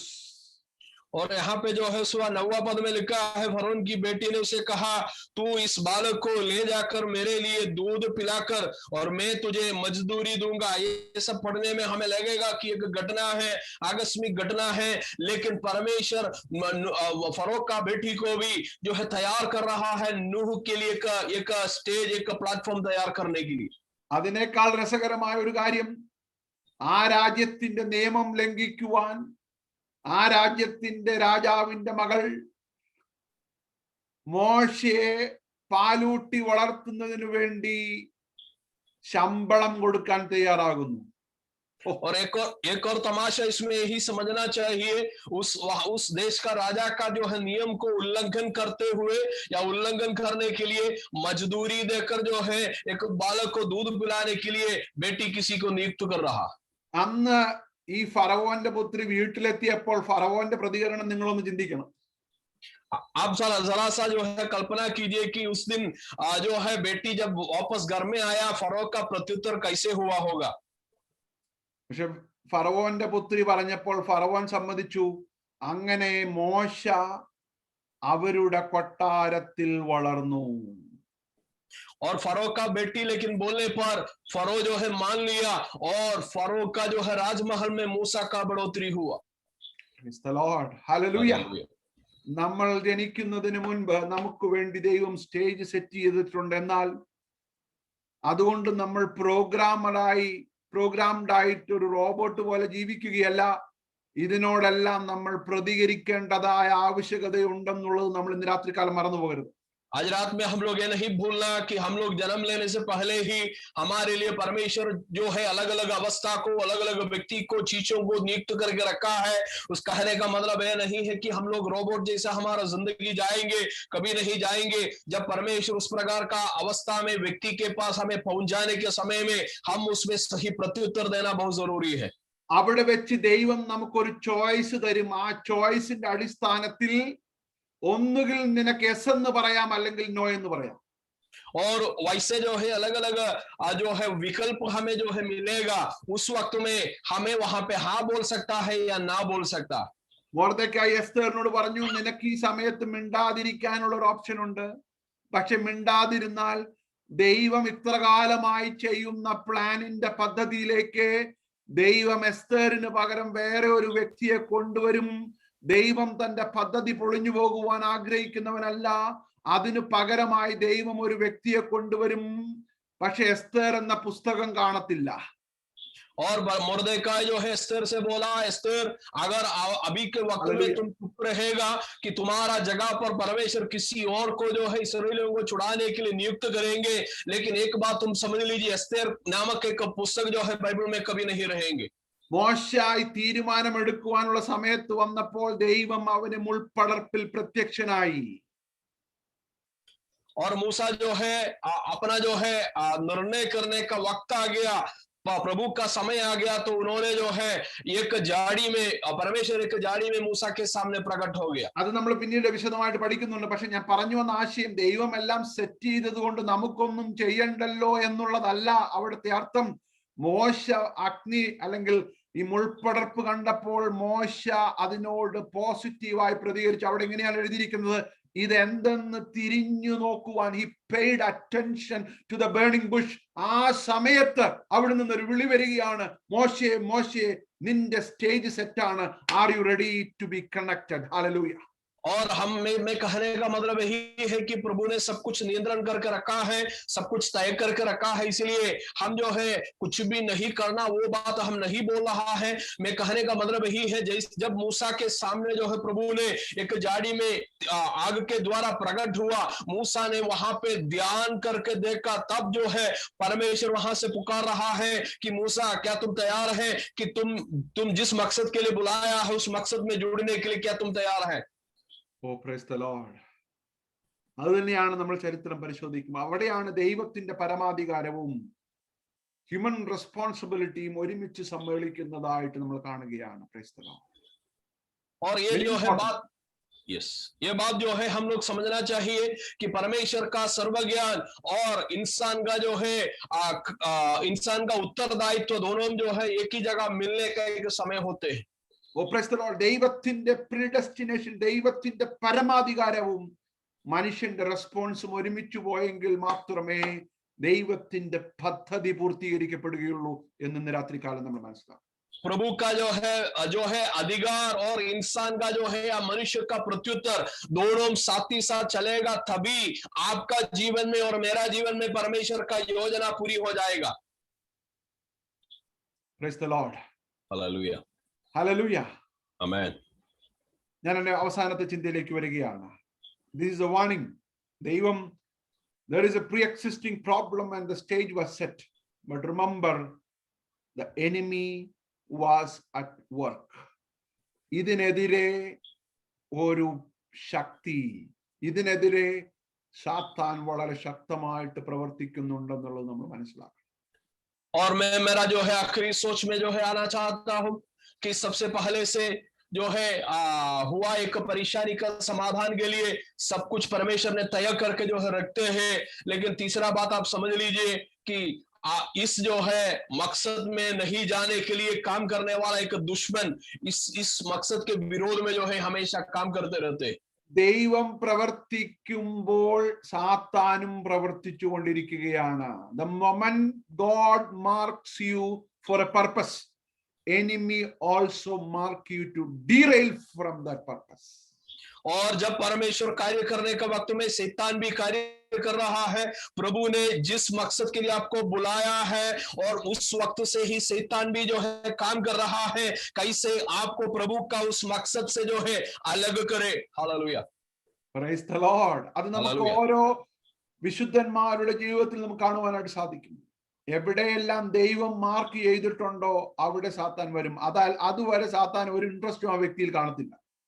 और ये जो है पवित्र लोगों की जिंदगी पढ़ने से हमें पता चलेगा जिन व्यक्ति को परमेश्वर ने अपना मोहर मारा है उस वक्त से शैतान उसका पीछे जो है आ जाता. ഈ തീവ്രവാദികളുടെ ഹിറ്റ് ലിസ്റ്റിൽ സാധാരണ പൗരന്മാരൊന്നും വരാറില്ല. आपको मालूम है ना, आतंकवादी लोगों का एक हिट लिस्ट होते हैं जिनको मारना है उस लिस्ट में लिखा हुआ है. उसमें एक साधारण जो है नागरिक का नाम उसमें नहीं लिखता है. അവരുടെ കിങ്ഡത്തിന് അവരുടെ ഉദ്ദേശത്തെ പൊളിക്കാൻ സാധ്യതയുള്ളവരുടെ പേരാണ് അവരുടെ ഹിറ്റ് ലിസ്റ്റിൽ വരുന്നത്. उन लोग का जो है योजना को तोड़ने के लिए जो लोग काम कर रहा है उन्हीं का नाम जो है उसमें लिखा हुआ रहता है. ഞാനിങ്ങനെ കേട്ടിട്ടുണ്ട് ഈ സാത്താൻ ചർച്ചുകാരെ ദൈവസന്നിധിയിൽ വളരെ പ്രയോജനമുള്ള വിശുദ്ധന്മാരുടെ പേര് വെച്ച് അവർ പ്രാർത്ഥിക്കുമെന്ന്. मैंने जो है इस प्रकार सुना है सैतानिक कलीसिया के बारे में. सैतानिक कलीसिया का लोग जो है जो लोग प्रभु के राज्य के लिए ज्यादा जो है इस्तेमाल हो रहा है उन लोग का नाम लेकर वे लोग दुआ करते हैं. അവർ വീണു പോകുവാൻ അവർ ശ്രമിക്കും. അവരെ വീഴ്ത്തേണ്ടതിന് എല്ലാ കാര്യങ്ങളും അവർ ചെയ്തുകൊണ്ടിരിക്കും. അവരുടെ ഹിറ്റ് ലിസ്റ്റിൽ ഉള്ളവരാണ് ദൈവത്തിന്റെ പദ്ധതിക്ക് വേണ്ടി ദൈവം തെരഞ്ഞെടുത്ത വിശുദ്ധന്മാർ. उन लोग का हिट लिस्ट में उन लोग का नाम लिखा हुआ है जो लोगों को परमेश्वर अपना जो है उद्देश्य के लिए अपना जो है इच्छा के लिए बुलाया हुआ है. അതുകൊണ്ടാണ് സ്കേവ പുരോഹിതന്മാരുടെ മക്കൾ പിശാചിനെ ഒഴിക്കാനായിട്ട് ചെന്നപ്പോൾ പിശാച് പറഞ്ഞു, നിങ്ങളുടെ പേര് പോലും എനിക്ക് അറിയത്തില്ലല്ലോ എന്ന് പറഞ്ഞു. इसलिए आप लोग समझ लीजिए प्रेरितों का किताब में लिखा हुआ है स्केवा का जो है बच्चा जो है या बेटे लोग जो है भूत को निकालने के लिए जब गया था तो शैतान उन लोगों से बोल रहा है मैंने तुम्हारा नाम भी तो नहीं जानते हैं तुम कौन है. നിങ്ങളെ എനിക്കറിയത്തില്ല, പക്ഷെ രണ്ടുപേരെ എനിക്കറിയാം, ക്രിസ്തുവിനെ എനിക്കറിയാം, അതുപോലെ തന്നെ ദൈവം ഉപയോഗിക്കുന്ന പൗലോസിനെ എനിക്കറിയാം, പക്ഷെ നിങ്ങളെ എനിക്കറിയത്തില്ലല്ലോ. तो इसलिए भूत जो है उन लोगों से बोल रहा है मुझे तो यीशु मसीह के बारे में तो जानता है और प्रभु इस्तेमाल करने वाला जो पत्रोस को भी मैं जानता हूं, लेकिन आप लोग कौन है, आप लोगों को मैं नहीं जान रहा. അവർ യേശുവിന്റെ നാമം ഉപയോഗിച്ച് സാത്താനെ ഇറക്കുവാൻ ശ്രമിച്ചപ്പോൾ സാത്താൻ പറഞ്ഞു no no no no no no, അത് ഇവിടെ നടക്കത്തില്ല.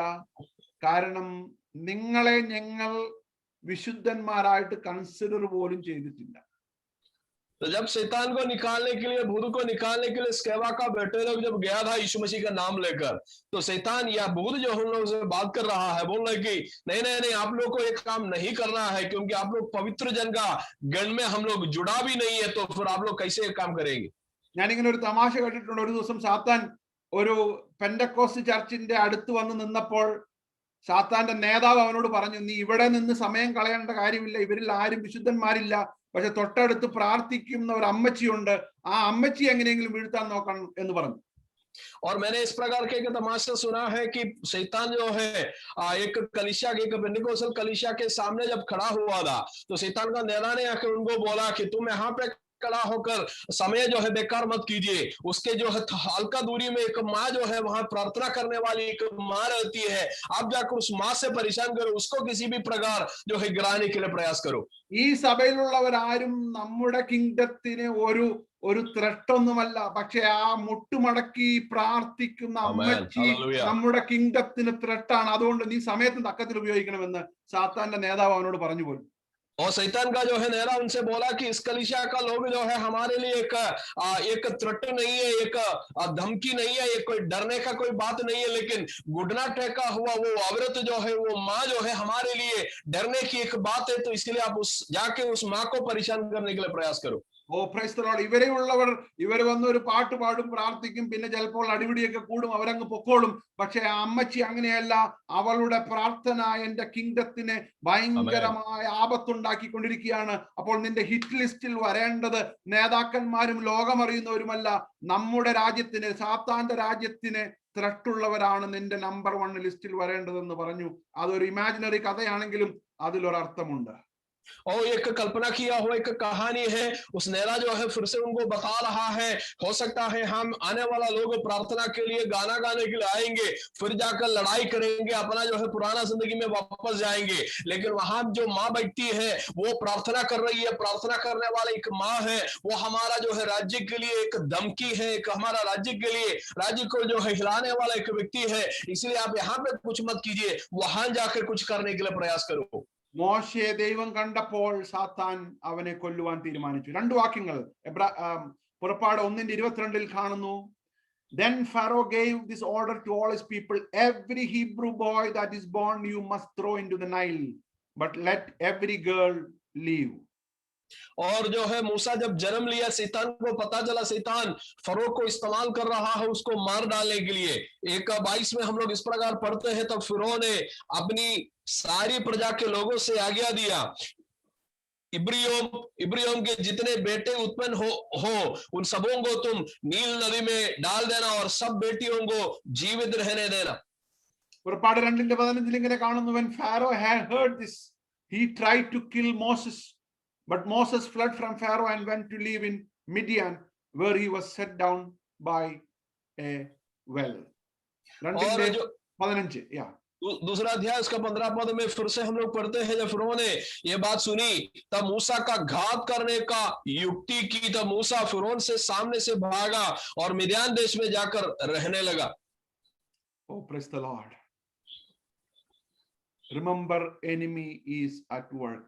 സാത്താൻ നമ്മളോടല്ല പോരാടുന്നത്, നമ്മുടെ പർപ്പസിനോടാണ്.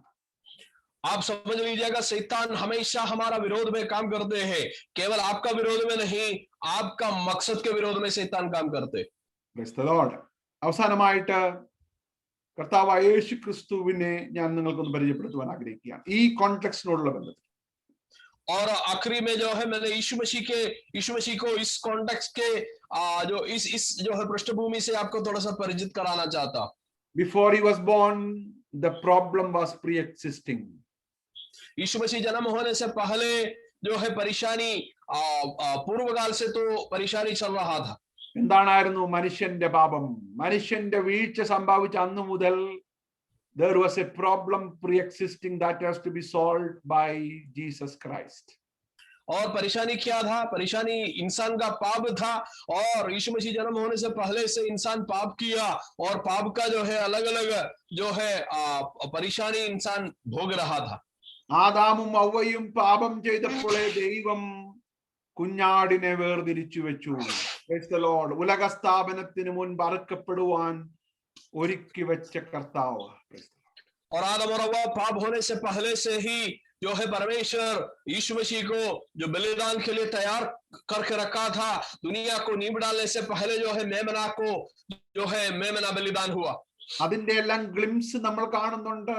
ഏദൻ തോട്ടത്തിൽ വെച്ച് കൊല്ലപ്പെട്ടതായ കുഞ്ഞാട്, മോറിയ മലയിൽ വെച്ച് കൊല്ലപ്പെട്ടതായ കുഞ്ഞാട്, പുറപ്പാട് പുസ്തകത്തിൽ മിസ്രൈമിൽ നിന്ന് അവരെ വിടുവിക്കുവാൻ വേണ്ടി അറുക്കപ്പെട്ട പെസഹ കുഞ്ഞാട്, ഇതെല്ലാം കാണിക്കുന്നത് വരുവാനുള്ള ഒരു യാഗത്തെയാണ്. और ये यीशु मसीह का जो है बलिदान के पहले अलग अलग बलिदान को हम लोग देखते हैं। अदन बटिका में हुआ एक बलिदान, मोरिया पहाड़ के ऊपर में हुआ एक बलिदान, और इस्राएलियों को छुटकारे के दिन में जो है हुआ अलग अलग जो है मेमना का बलिदान। So the problem was pre-existing. I'm just doing a comparison between Moses and Jesus Christ. मैंने सिर्फ जो है मूसा और यीशु मसीह के साथ एक तादात्म्य कर रहा था, एक तुलना कर रहा था. The stage was set. യേശു ക്രിസ്തുവിന്റെ ജനനത്തിനു വേണ്ടിയുള്ള എല്ലാ പ്രവചനങ്ങളും നിവർത്തീകരിക്കപ്പെട്ടു. അവന്റെ ജനനം, അവന്റെ മരണം, അവന്റെ അടക്കം, അവന്റെ ഉയർത്തെഴുന്നേൽപ്പ്, അവന്റെ ക്രൂശീകരണം എല്ലാം തിരുവെഴുത്തുകളിൻ പ്രകാരമായിരുന്നു. और यीशु मसीह का जो है जीवन जन्म होने से पहले ही सब कुछ जो है तय करके रखा था. उसका जन्म, उसका जिंदगी, उसका मृत्यु, उसका जिंदगी का जो है अलग अलग कार्यक्रम सब कुछ जो है तय करके रखा हुआ था. പൗലോസ് പറഞ്ഞു, ക്രിസ്തു തിരുവെഴുത്തുകളിൻ പ്രകാരം ജനിച്ചു, തിരുവെഴുത്തുകളിൻ പ്രകാരം മരിച്ചു. അതാണ് ഏറ്റവും പ്രാധാന്യം. എങ്ങനെയെങ്കിലും മരിക്കുകയല്ല, എങ്ങനെയെങ്കിലും ജീവിക്കുകയല്ല, തിരുവെഴുത്തുകളിൻ പ്രകാരം, തിരുവെഴുത്തുകളിൻ പ്രകാരം. पौलुस जो है हम लोग को सिखा रहा है कि यीशु मसीह जो है प्रभु का वचन के आधार पर जन्म लिया, वचन के आधार पर मरा. അതാണ് അതിന്റെ പ്രത്യേകത എന്ന് പറയുന്നത്. ക്രിസ്തു തിരുവചനത്തിന്റെ അടിസ്ഥാനത്തിൽ, തിരുവെഴുത്തുകളിൻ പ്രകാരം അങ്ങനെ മരിച്ചു. അവസാനമായി ക്രൂശിൽ ഒരു കാര്യം പറഞ്ഞു, സകലവും നിവൃത്തിയായി. It's completed, it is finished. तो इस यीशु मसीह जो है परमेश्वर के वचन के आधार पर सब कुछ हुआ है. उसका मृत्यु हो या उसका जन्म हो, सब कुछ प्रभु का वचन के आधार पर ही हुआ है. इसलिए क्रूस पर यीशु मसीह आखिरी एक शब्द बोला कि सब कुछ समाप्त हुआ. The problem was pre-existing the fall of man. The stage was set, the prophecies and everything. And finally, remember, the enemy was at work against Jesus Christ. परेशानी जो है पहले से जो है रखा हुआ था, पहले से खड़ा था परेशानी, और सब कुछ परमेश्वर जो है तय करके रखता है. और हमेशा दुश्मन जो है हमारा विरोध में काम करते रहते. പല പ്രാവശ്യം യേശു ക്രിസ്തുവിനെ ക്രൂശിൽ അല്ലാതെ മരിപ്പിക്കുവാൻ സാത്താൻ ശ്രമിച്ചു. ക്രൂശിൽ മരിക്കുന്നത് മാത്രമാണ് അവന് പ്രശ്നം. और शैतान काफी बार कोशिश किया कि यीशु मसीह को मार डालने के लिए बिना क्रूस से, क्योंकि शैतान को दिक्कत यही है कि यीशु मसीह क्रूस पर नहीं मरना है. തിരുവെഴുത്തുകളിൻ പ്രകാരം മരിക്കരുത്. प्रभु का वचन के आधार पर उसका मृत्यु नहीं होना है. ഹെരോദാവ് കുഞ്ഞുങ്ങളെ കൊല്ലുവാൻ ശ്രമിച്ചു യേശു ജനിച്ചപ്പോൾ.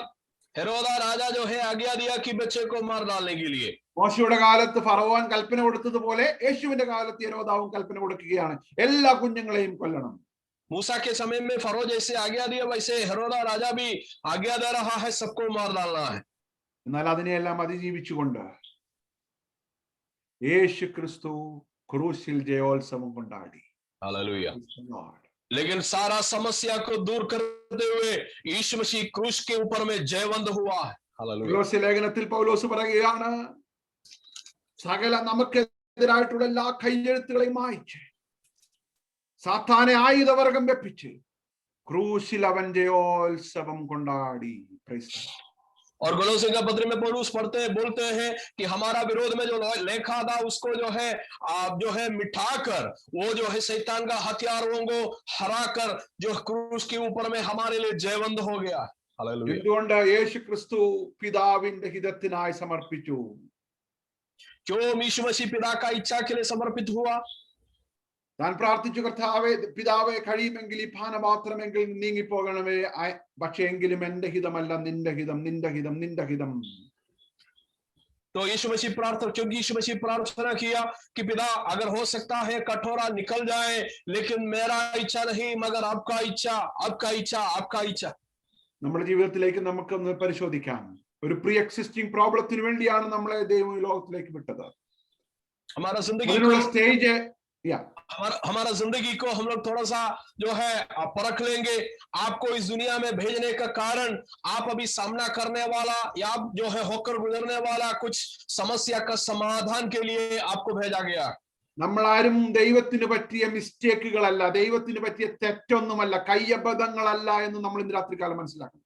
आप कोई भी व्यक्ति प्रभु को हुआ कोई मिस्टेक नहीं है, प्रभु को गलती से आपको इस दुनिया में भेजा हुआ व्यक्ति नहीं है. Stage was set before we were born. നമ്മൾ ജനിക്കുന്നതിന് മുൻപ് നമ്മുടെ മാതാപിതാക്കന്മാരെ ദൈവം തിരഞ്ഞെടുത്തു. और आपको, आप जन्म होने से पहले आपका माँ बाप को परमेश्वर ने चुन लिया था. आपके लिए सब कुछ प्रभु ने तय करके ही आपको इस दुनिया में भेजा है. നമുക്കെതിരെ പ്രവർത്തിക്കുന്ന ഒരു എനിമിയുണ്ട്, പക്ഷേ അതിന് വിരോധമായി ഈ ദിവസങ്ങളിൽ ദൈവീക പദ്ധതിയുടെ ഭാഗമായി ജീവിക്കുവാൻ നിരന്തരമായ ഒരു സമർപ്പണം ആവശ്യമാണ്. രക്ഷിക്കപ്പെട്ട അന്ന് നമ്മൾ കണക്റ്റഡ് ആയ പർപ്പസ് അന്നുകൊണ്ട് തീരുന്നില്ല. ഇത് നമ്മുടെ ജീവിത അവസാനം വരെ തുടരേണ്ടതായ ഒരു സമർപ്പണ ജീവിതമാണ്. और हमेशा दुश्मन आपका विरोध में कार्य करते हैं, इसलिए प्रभु का उद्देश्य पूरा होने का एक बड़ा समर्पण आपका जीवन में होना चाहिए। जिस दिन जो है आपका उद्धार हुआ उसी दिन आप समर्पित हुआ वो काफी नहीं है। प्रतिदिन आपका जीवन में ये दुश्मन को जीतने के लिए एक नया समर्पण होते रहना बहुत जरूरी है। ദൈവത്തിന്റെ ഒരു ബിഗർ പ്ലാൻ ഉണ്ട്. ആ ബിഗർ പ്ലാനിന്റെ അടിയിൽ ഓരോ ദിവസവും നമ്മൾ ചെയ്യേണ്ട ആക്ടിവിറ്റീസ് ഉണ്ട്. അതിലൊന്നും മിസ്സായി കഴിഞ്ഞാൽ നമ്മൾ ബിഗർ പ്ലാനിൽ നിന്നും ഡീവിയേറ്റ് ചെയ്യുകയാണ് എന്ന് നമ്മൾ മനസ്സിലാക്കണം. और परमेश्वर को आपके बारे में एक महान योजना है और प्रतिदिन आपको करने के लिए प्रभु ने रखा हुआ एक योजना होते हैं। अगर एक दिन उसको मिस करेंगे, उसको नष्ट करेंगे, आप धीरे धीरे प्रभु का योजना से अलग हो जा रहा है, आप समझ लीजिएगा। ഒരു വീട് വെക്കുമ്പോൾ ഒരു മാസ്റ്റർ പ്ലാൻ ഉണ്ട്. പക്ഷേ ആ മാസ്റ്റർ പ്ലാനിനനുസരിച്ച് കാര്യങ്ങൾ വരണമെങ്കിൽ എല്ലാ ദിവസവും ചെയ്യേണ്ടതായ ചില കാര്യങ്ങളുണ്ട്. विंडो ഈ സ്ഥലത്ത് വരണം, അത് അന്ന് തന്നെ നടക്കണം. അത് 2 മാസം കഴിഞ്ഞ് നടക്കാൻ പറ്റത്തില്ല. और एक मकान जब बनाने के वक्त में उसके लिए एक नक्शा बनाते हैं, उस नक्शा को अलग अलग चीज करने के लिए अलग अलग समय जो है दिया जाता है। जैसे खिड़की लगाने के लिए दिन रखा जाता है तो उसी दिन खिड़की रखना चाहिए, 2 महीने के बाद खिड़की नहीं रख पाएगा। ആ ബിഗ് പിക്ചർ മനസ്സിലാക്കുമ്പോഴാണ് ഞാൻ ഇങ്ങനെ ഒരു ഉദാഹരണം കേട്ടിട്ടുണ്ട്. 2 പേർ ഇങ്ങനെ പണി ചെയ്തുകൊണ്ടിരിക്കുകയാണ്. അവൾ ബ്രിക്ക് ഇങ്ങനെ അടക്കി വെച്ച് പണി ചെയ്തുകൊണ്ടിരിക്കുകയാണ്. അപ്പോൾ ഒരു വ്യക്തിയോട് ചോദിച്ചു, എന്താ ചെയ്യുന്നെന്ന് ചോദിച്ചപ്പോൾ അദ്ദേഹം പറഞ്ഞു, ഞാൻ ഇങ്ങനെ ബ്രിക്ക് അടക്കി വെക്കുകയാണെന്ന് പറഞ്ഞു. മറ്റേ വ്യക്തിയോട് ചോദിച്ചപ്പോൾ പറഞ്ഞു, ഞാന് വലിയതായ ഒരു കെട്ടിടം പണിയുകയാണെന്ന് പറഞ്ഞു. और मैंने जो है इस प्रकार के उदाहरण सुना है। 2 मिस्त्री से जो है एक व्यक्ति पूछा, आपने क्या कर रहा है? एक मिस्त्री ने बोला, मैंने जो है ईटा जोड़कर रख रहा है। और दूसरा मिस्त्री उसी मकान को, उसी काम करने वाला दूसरा मिस्त्री बोला कि मैंने एक बड़ा मकान का जो मकान बना रहा है, उसी के लिए काम कर रहा। ഒന്നാമത്തെ മേസ്ത്രി പറഞ്ഞു കല്ലുകൾ വെക്കുകയാണ്. അത് ശരിയാണ്, കല്ലുകളാണ് വെക്കുന്നത്. മറ്റേ മേസ്ത്രിയും കല്ലുകൾ തന്നെയാണ് വെക്കുന്നത്. പക്ഷെ അദ്ദേഹം പറഞ്ഞു, ഞാൻ കല്ലുകൾ വെക്കുകയല്ല, അതിന്റെ പിന്നിൽ വലിയതായ, ഇതിന്റെ പിന്നിൽ പ്ലാൻ വരച്ച വ്യക്തിയുടെ പ്ലാനുമായിട്ട് ഞാൻ പാർട്ട്ണർ ചെയ്തുകൊണ്ടിരിക്കുകയാണ്. और पहला मिस्त्री बोला कि मेरे सिर्फ जो है ईटा जोड़ रहा है, लेकिन दूसरा मिस्त्री बोला मैं तो ईटा तो जुड़ रहा है, लेकिन मैं जो है एक व्यक्ति जो नक्शा बनाया था, उस नक्शा का महान कार्य के लिए मैंने कार्य कर रहा हूं। ഓരോ ദിവസവും നമ്മൾ ജീവിക്കുന്നത് ദൈവവുമായിട്ടുള്ള പാർട്ട്ണർഷിപ്പിലാണെന്ന് നമ്മൾ മനസ്സിലാക്കുമ്പോൾ അവൻ നമ്മെ കുറിച്ച് ആഗ്രഹിക്കുന്ന ആ വലിയ പ്ലാനിന്റെ ഭാഗമായി നമ്മൾ ഓരോ ദിവസവും മാറിക്കൊണ്ടിരിക്കുകയാണ്. അതിനുവേണ്ടി ഈ ദിവസങ്ങളിൽ നമ്മുടെ ജീവിതത്തെ നമുക്ക് സമർപ്പിക്കാം. और प्रत्येक दिन जो है हम लोग अपना जीवन व्यतीत करते हैं, हम समझ लीजिएगा कि आप परमेश्वर के साथ जो एक पार्टनरशिप, एक भागीदार होकर जो है आप जीवन बिताना चाहिए, ताकि प्रभु का महान योजना जो है आपका जीवन में पूरी होने के लिए। You are born with a purpose. एक उद्देश्य के लिए जन्म लिया हुआ एक व्यक्ति है, समझ लीजिए। ഇന്ന് രാത്രികാലം നമ്മുടെ ജീവിതത്തിൽ നമുക്ക് സമർപ്പിക്കാം. കർത്താവേ, ആ പ്ലാൻ हम लोग जो है परमेश्वर से ही प्रार्थना करें कि प्रभु आपका उस महान योजना का भागीदार होके ही मैं प्रतिदिन जीवन बिताने के लिए मुझे सहायता करे, और इस वचन के द्वारा परमेश्वर हमें आशीष करे। आमीन, आमीन। थैंक यू वेरी मच भाई सिमजन, कि हम लोग जो है परमेश्वर के करीब में हमारा जीवन को समर्पण करें और हम लोग प्रार्थना करें। हालेलुया। जो वचन हम लोग जो है आज रात में सुना, उस वचन के सामने हमारा जिंदगी को दोबारा समर्पण करें। आप समझ लीजिए कि आपको एक जगह में परमेश्वर ने नियुक्त किया, उसके लिए प्रभु को एक महान योजना है। आपको एक परिवार में परमेश्वर ने जन्म दिया, उसके लिए प्रभु को एक महान योजना है। आपको कुछ काबिलियत, कुछ जो है गुण परमेश्वर ने दिया, उसके लिए परमेश्वर को कुछ योजना है, कुछ मकसद है। हालेलुया। और हमेशा आपका जीवन का जो है मकसद के विरोध में काम करने वाला एक शैतान हमेशा प्रयास कर रहा है। शैतान हमेशा आपका जो है प्रभु का योजना से आपको गिराने के लिए, प्रभु का बुलाहट से आपको गिराने के लिए, परमेश्वर का जो है इच्छा से आपको अलग करने के लिए कोशिश करने वाला एक शैतान हमेशा जो है आपका विरोध में कार्य कर रहा है। ये बात भी जो है दौरान हम समझना चाहिए। हालेलुया। लेकिन एक बात हम समझ लीजिए कि हम समर्पण के साथ, प्रार्थना के साथ अगर हम लोग जो है आगे बढ़ेंगे, हमारा जीवन को परमेश्वर जो है उनका पूरा जो है मकसद के लिए, उनका पूरा जो है योजना तक परमेश्वर ले जाएंगे। Hallelujah.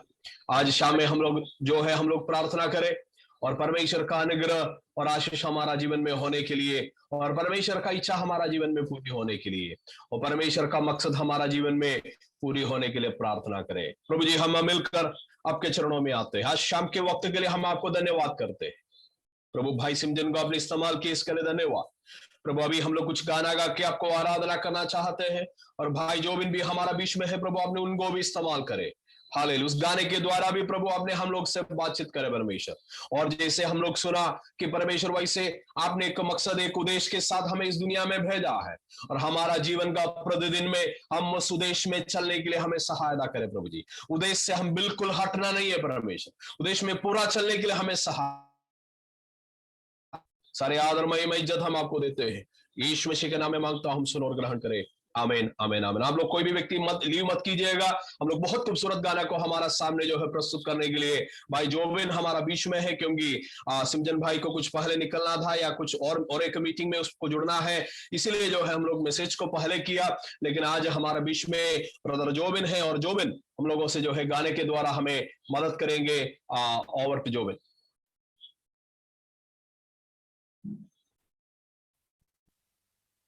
Praise the Lord, hallelujah. Hallelujah. मेरा आवाज क्लियर है ना? Yes, yes. Thank you, amen. सबको जय मसीह, amen. Especially to Pastor Jean, मेरे को एक मौका दिया प्रचार कनेसिया में आकर ऐसा एक आराधना करने के लिए प्रभु ने मौका दिया, इसके लिए कोटि कोटि धन्यवाद करता है। हम लोग अच्छा संदेश आज रात में सुना है। प्रभु को हमारा जीवन में एक प्लान है, हालेलुया। हम जैसा भी जाते तो भी वही प्लान हमारा जीवन में होगा, आमेन।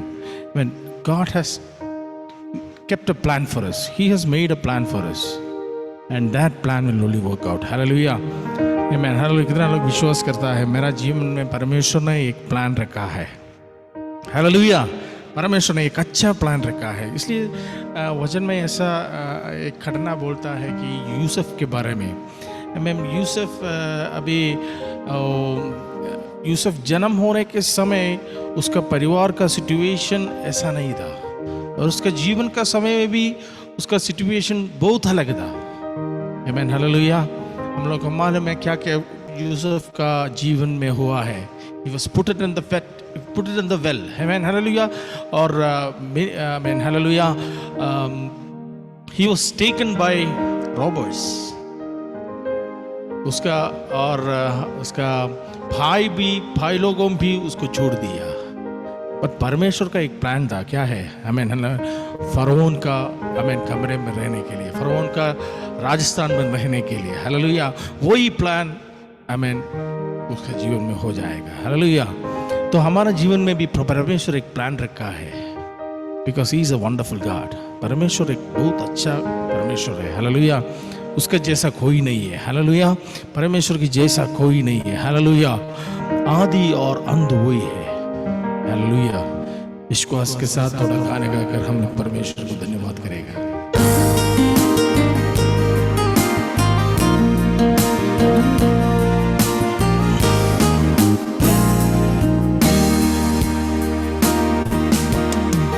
तुमसा कोई नहीं,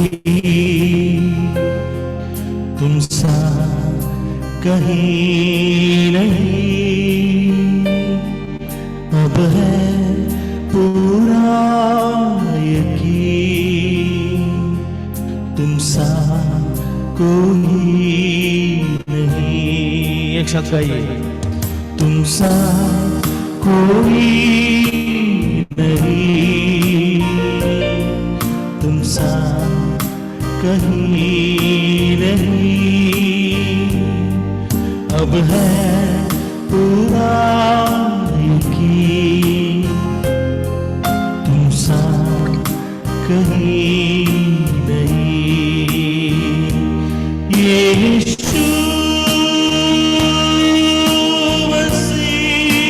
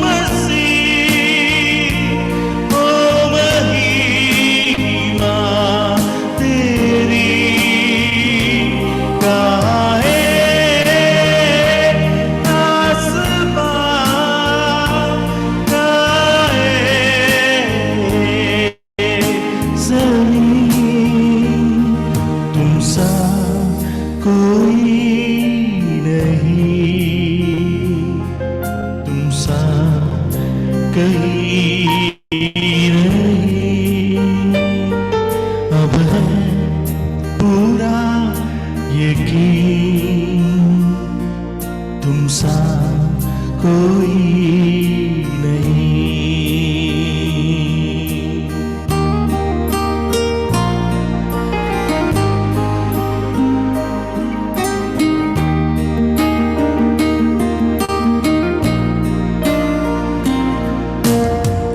अंधेरों में तू रोशनी है, तू ही मंजिल तू रास्ता भी है, तू है जहाँ न कुछ कमी है, तेरे ही नाम जिंदगी है। अंधेरों में तू रोशनी है, तू ही मंजिल तू रास्ता भी है, तू है जहाँ न कुछ कमी है, तेरे ही नाम जिंदगी।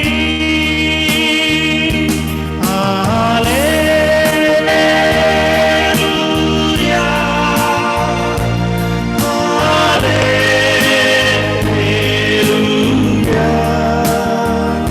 हालेलुया,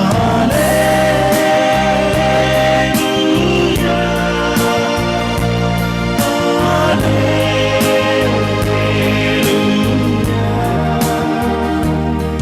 तुमसा कोई नहीं,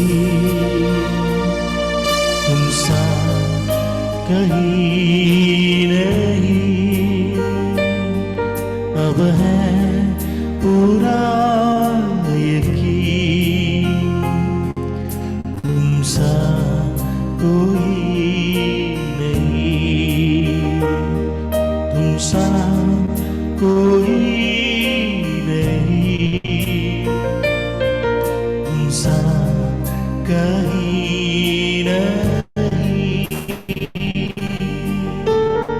अब है पूरा यकीन, तुमसा कोई नहीं।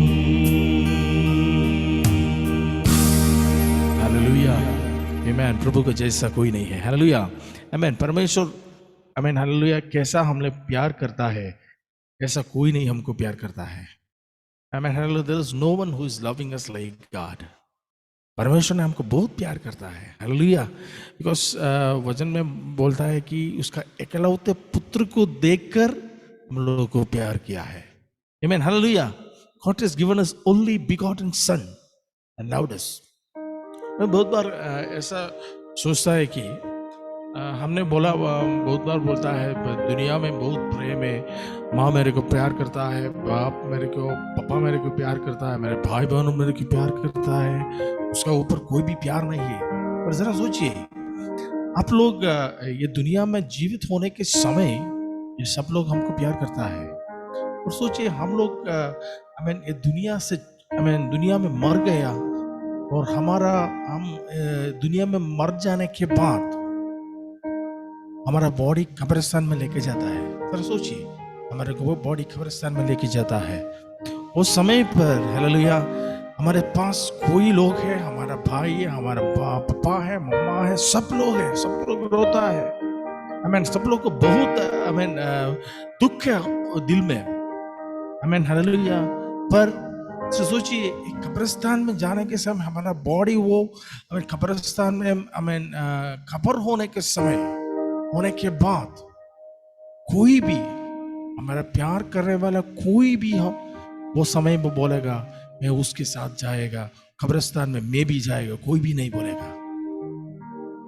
वो माँ है, बाप है, वो भाई है, बहन है, कोई भी नहीं बोलेगा। Nobody will say that I'll go with him to the crematory.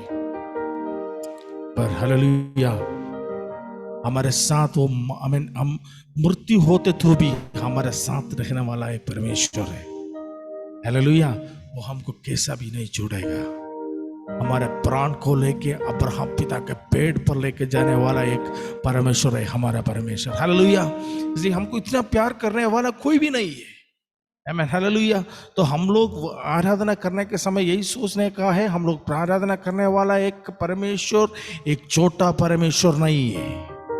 Hallelujah, आमीन। एक छोटा परमेश्वर नहीं है, एक छोटा बीमार आमीन के लिए पैदा हुआ परमेश्वर नहीं है। हालेलुया, हमारा परमेश्वर बहुत बड़ा है। हालेलुया, आमीन, हालेलुया, आमीन। इस परमेश्वर आदि और अंत है, अल्फा और ओमेगा है। आमीन, हालेलुया, हालेलुया। वो महान है, वो अच्छा है। ये परमेश्वर को हम लोग आराधना करेगा। हालेलुया। और एक गीत गाकर परमेश्वर को हम लोग आराधना करेगा। हालेलुया।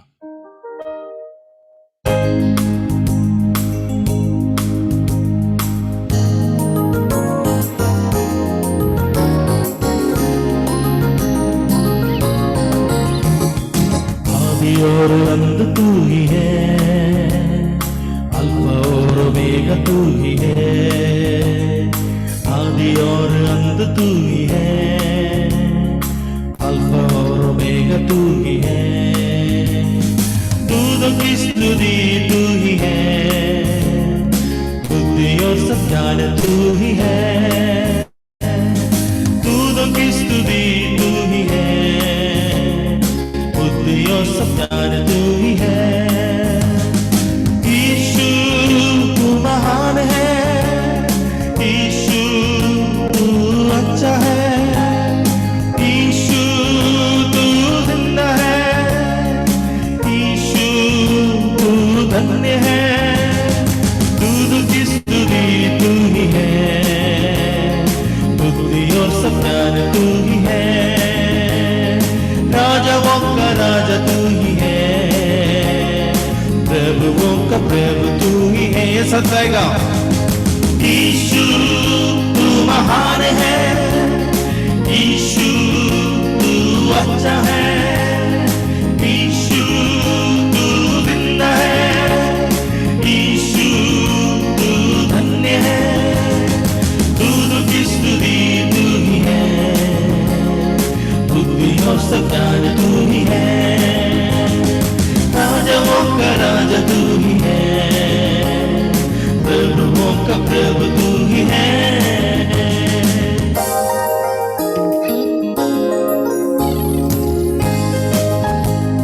जीवन मेरा पापों से भरा, जीवन मेरा और शुभ सरा। जीवन मेरा पाप से भरा, जीवन मेरा और शुभ सरा। मेरे पापों से बचाने को मेरे लिए जीवन दिया है।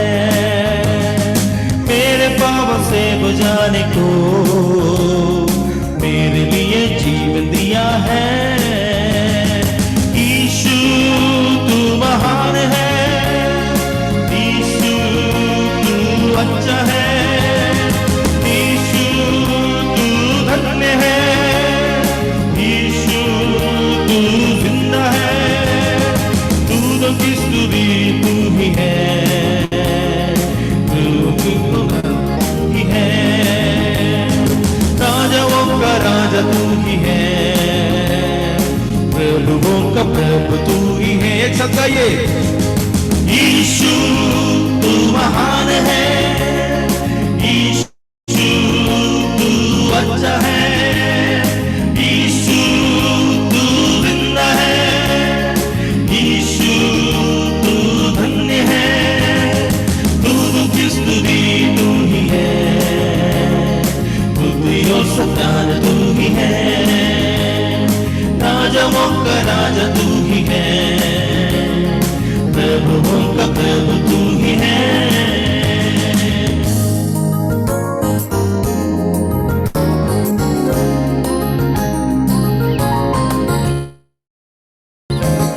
सारे गुनगहारों के लिए अपना खून बनाया यीशु ने। सारे गुनहगारों के लिए अपना खून बनाया यीशु ने। हाय कोटि को मार दी,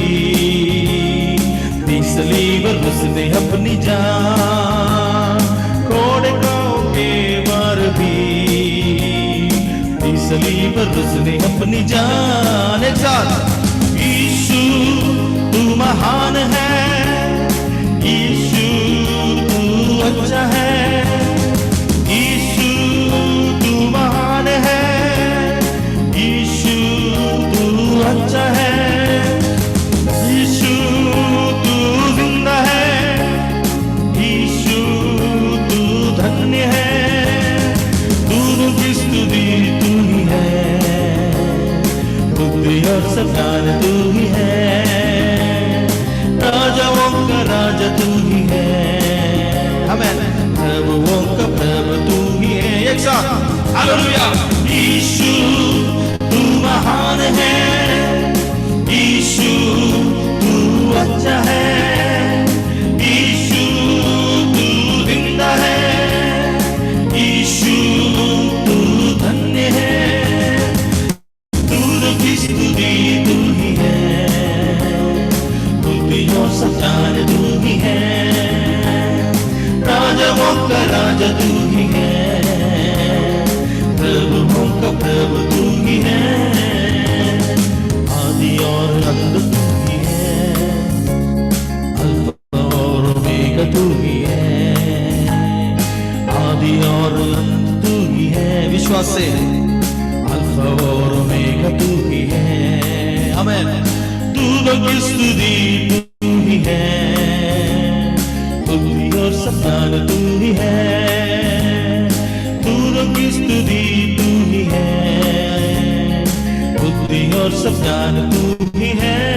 यीशु, यीशु तू महान है, यीशु तू अच्छा है, यीशु तू जिंदा है, यीशु तू धन्य है, तू की स्तुति तू ही है, बुद्धि और सत्तान तू ही है, राजाओं का राजा तू ही है, प्रभुओं का प्रभु तू ही है।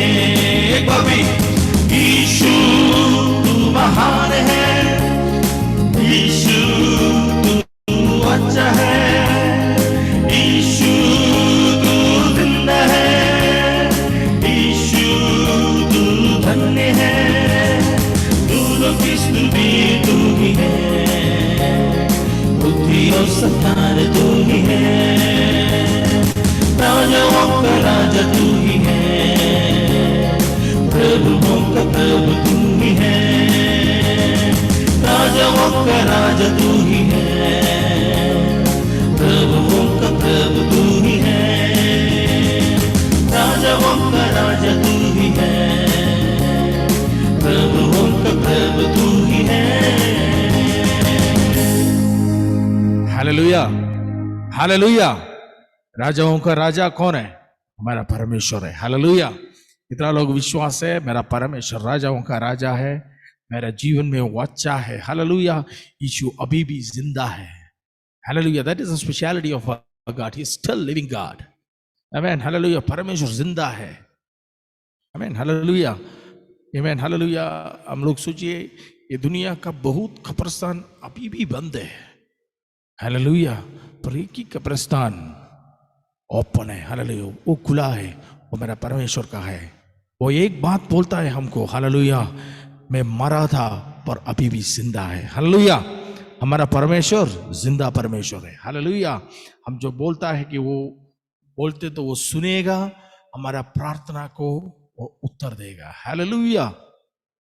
आमीन। हालेलुया। कितना लोगों को विश्वास है? आमीन। हालेलुया। कितना विश्वास? हाथ उठा के प्रभु को धन्यवाद करें। हालेलुया। आमीन। परमेश्वर जिंदा परमेश्वर है। हालेलुया। आमीन। हालेलुया। और एक गाना गाकर हम परमेश्वर को धन्यवाद करेगा। आमीन। जीसस। हालेलुया। आमीन। परमेश्वर कितना अच्छा है हमारे जीवन में। आमीन। यीशु ही मेरा जीवन का साथी है। परमेश्वर हमारे जीवन का साथी, क्योंकि बहुत कठिनाई के समय में हम लोग अकेला होते तो, कोई भी हमारे पास नहीं है तो भी हमारे पास रहने वाला एक ही व्यक्ति है, वही हमारा परमेश्वर। हालेलुया, आमीन। ये परमेश्वर को हम लोग और एक गीत गाकर आराधना करेगा।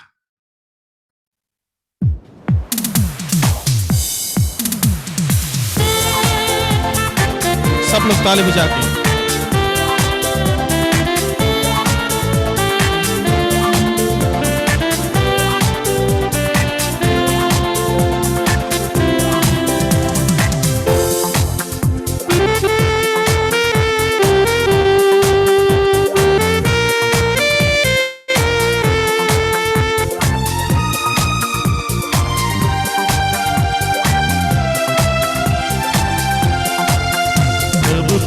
धन्यवाद करूंगा, उसकी संगति में सदा रहूंगा, साथ चलूंगा मैं जय जरूर पाऊंगा, साथ चलूंगा मैं जय जरूर पाऊंगा। प्रभु का धन्यवाद करूंगा, और एक बार प्रभु का धन्यवाद करूंगा, उसकी संगति में सदा रहूंगा, साथ चलूंगा मैं जय जरूर पाऊंगा, चलूंगा मैं जय जरूर पाऊंगा। प्रभु का धन्यवाद करूंगा।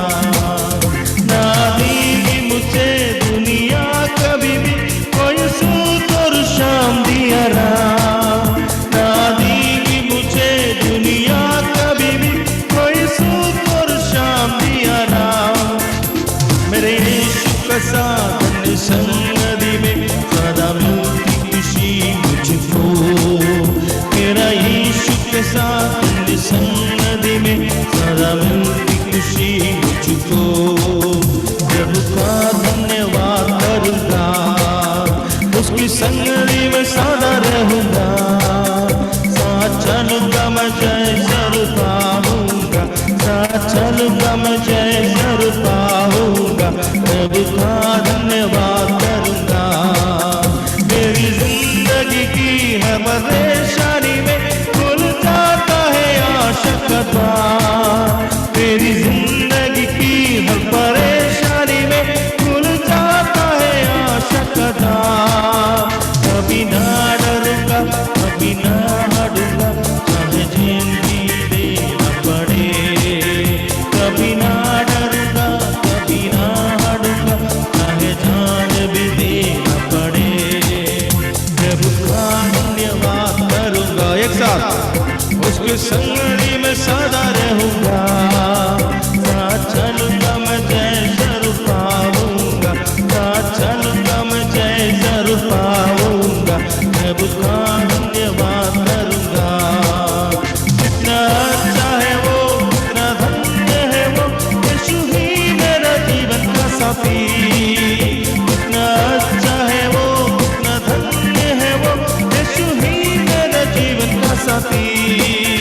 मेरी जरूरत को पूरा करता है वो, कोई कमी नहीं मुझको, मेरी जरूरत को पूरा करता है वो, कोई कमी नहीं मुझको। प्रभु का धन्यवाद करूंगा, उसकी संगति में सदा रहूंगा, साथ चलूंगा मैं जय जरूर पाऊंगा, साथ चलूंगा मैं जय जरूर पाऊंगा। प्रभु का धन्यवाद करूंगा। मेरी जिंदगी की हर परेशानी में खुल जाता है आशा का द्वार, मेरी जिंदगी की हर परेशानी में खुल जाता है आशा का द्वार। कभी ना डरूंगा, कभी ना हटूंगा, चाहे जान भी देना पड़े, कभी ना डरूंगा, कभी ना हटूंगा, चाहे जान भी देना पड़े। प्रभु का धन्यवाद करूंगा, उसकी संगति में सदा रहूंगा। हालेलुया, साथ चलूंगा मैं जय जरूर पाऊंगा, साथ चलूंगा मैं जय जरूर पाऊंगा।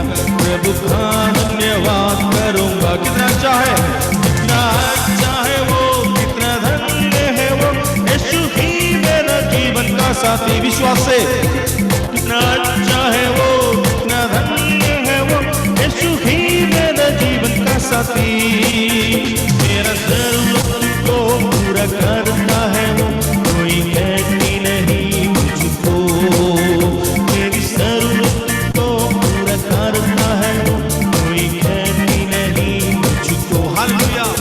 प्रभु का धन्यवाद करूंगा, उसके संगति में सदा रहूंगा, साथ चलूंगा मैं जैसे पाऊंगा, साथ चलूंगा मैं जैसे पाऊंगा, प्रभु का धन्यवाद करूंगा, उसके संगति में सदा रहूंगा, साथ चलूंगा मैं जैसे पाऊंगा, साथ चलूंगा मैं जैसे पाऊंगा, प्रभु का धन्यवाद करूंगा। हालेलुया, आमेन, हालेलुया। कितना लोग अंदर से बोलेगा कितना अच्छा है वो, आमेन, कितना धन्य है वो। हालेलुया। हमारा जीवन का सबसे अच्छा है परमेश्वर। हालेलुया। सबसे बड़ा है परमेश्वर। हालेलुया। ये गाना गाने के समय हृदय के अंदर से गाने का है, कितना अच्छा है वो, कितना धन्य है वो, यीशु ही मेरा साथी। Amen, hallelujah. Because God is the one who is keeping us always safe. Hallelujah. तो मेरा जीवन में कोई घटी ना होगा। हालेलुया। इसलिए ऐसा बोला है, कभी ना डरूंगा, कभी ना हटूंगा, चाहे जान भी देना पड़े। हालेलुया।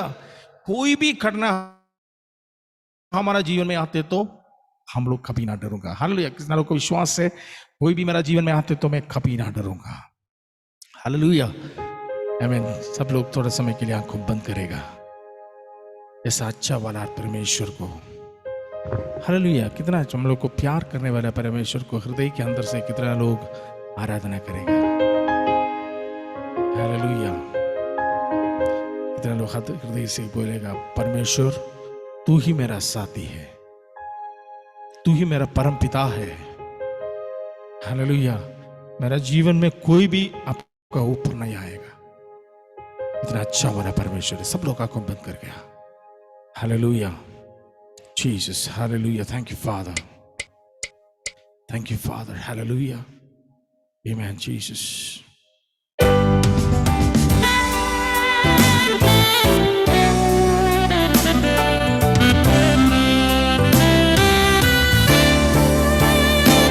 सारी सृष्टि के मालिक तुम ही हो, सारी सृष्टि की रक्षक तुम ही हो,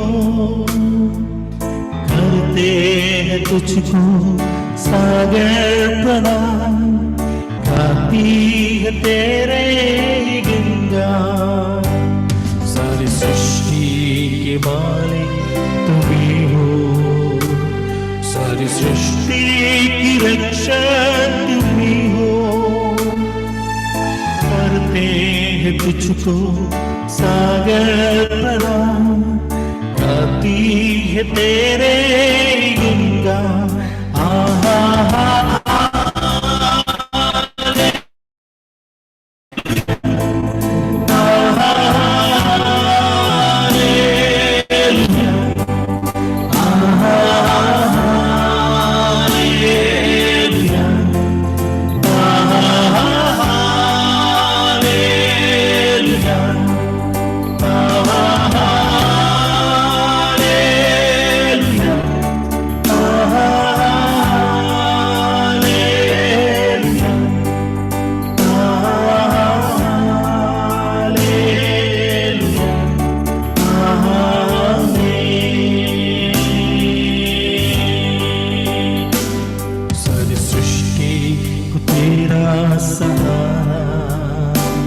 सारे संकट में हमको बचाना, तेरे हाथों में जीवन हमारा है, अपनी राहों पर हमको चलाना। सारी सृष्टि को तेरा सहारा, सारे संकट में हमको बचाना, तेरे हाथों में जीवन हमारा है, उन सीढ़ियों हमको चलाना। हालेलुया, हालेलुया,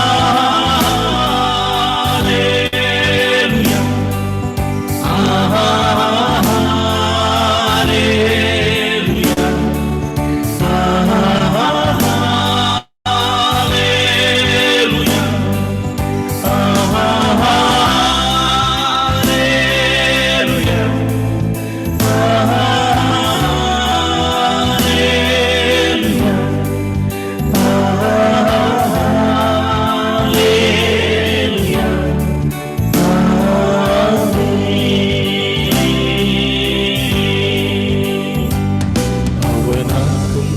കടക്കാരനല്ല, അവനാർക്കും ബാധ്യതയല്ല.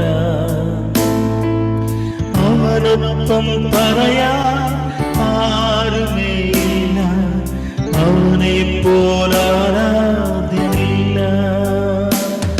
അവനാർക്കും കടക്കാരനല്ല, അവനാർക്കും ബാധ്യതയല്ല.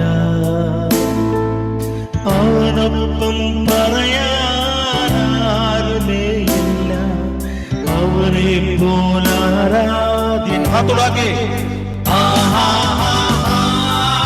Hallelujah,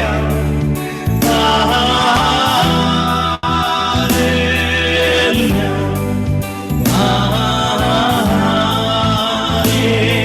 hallelujah,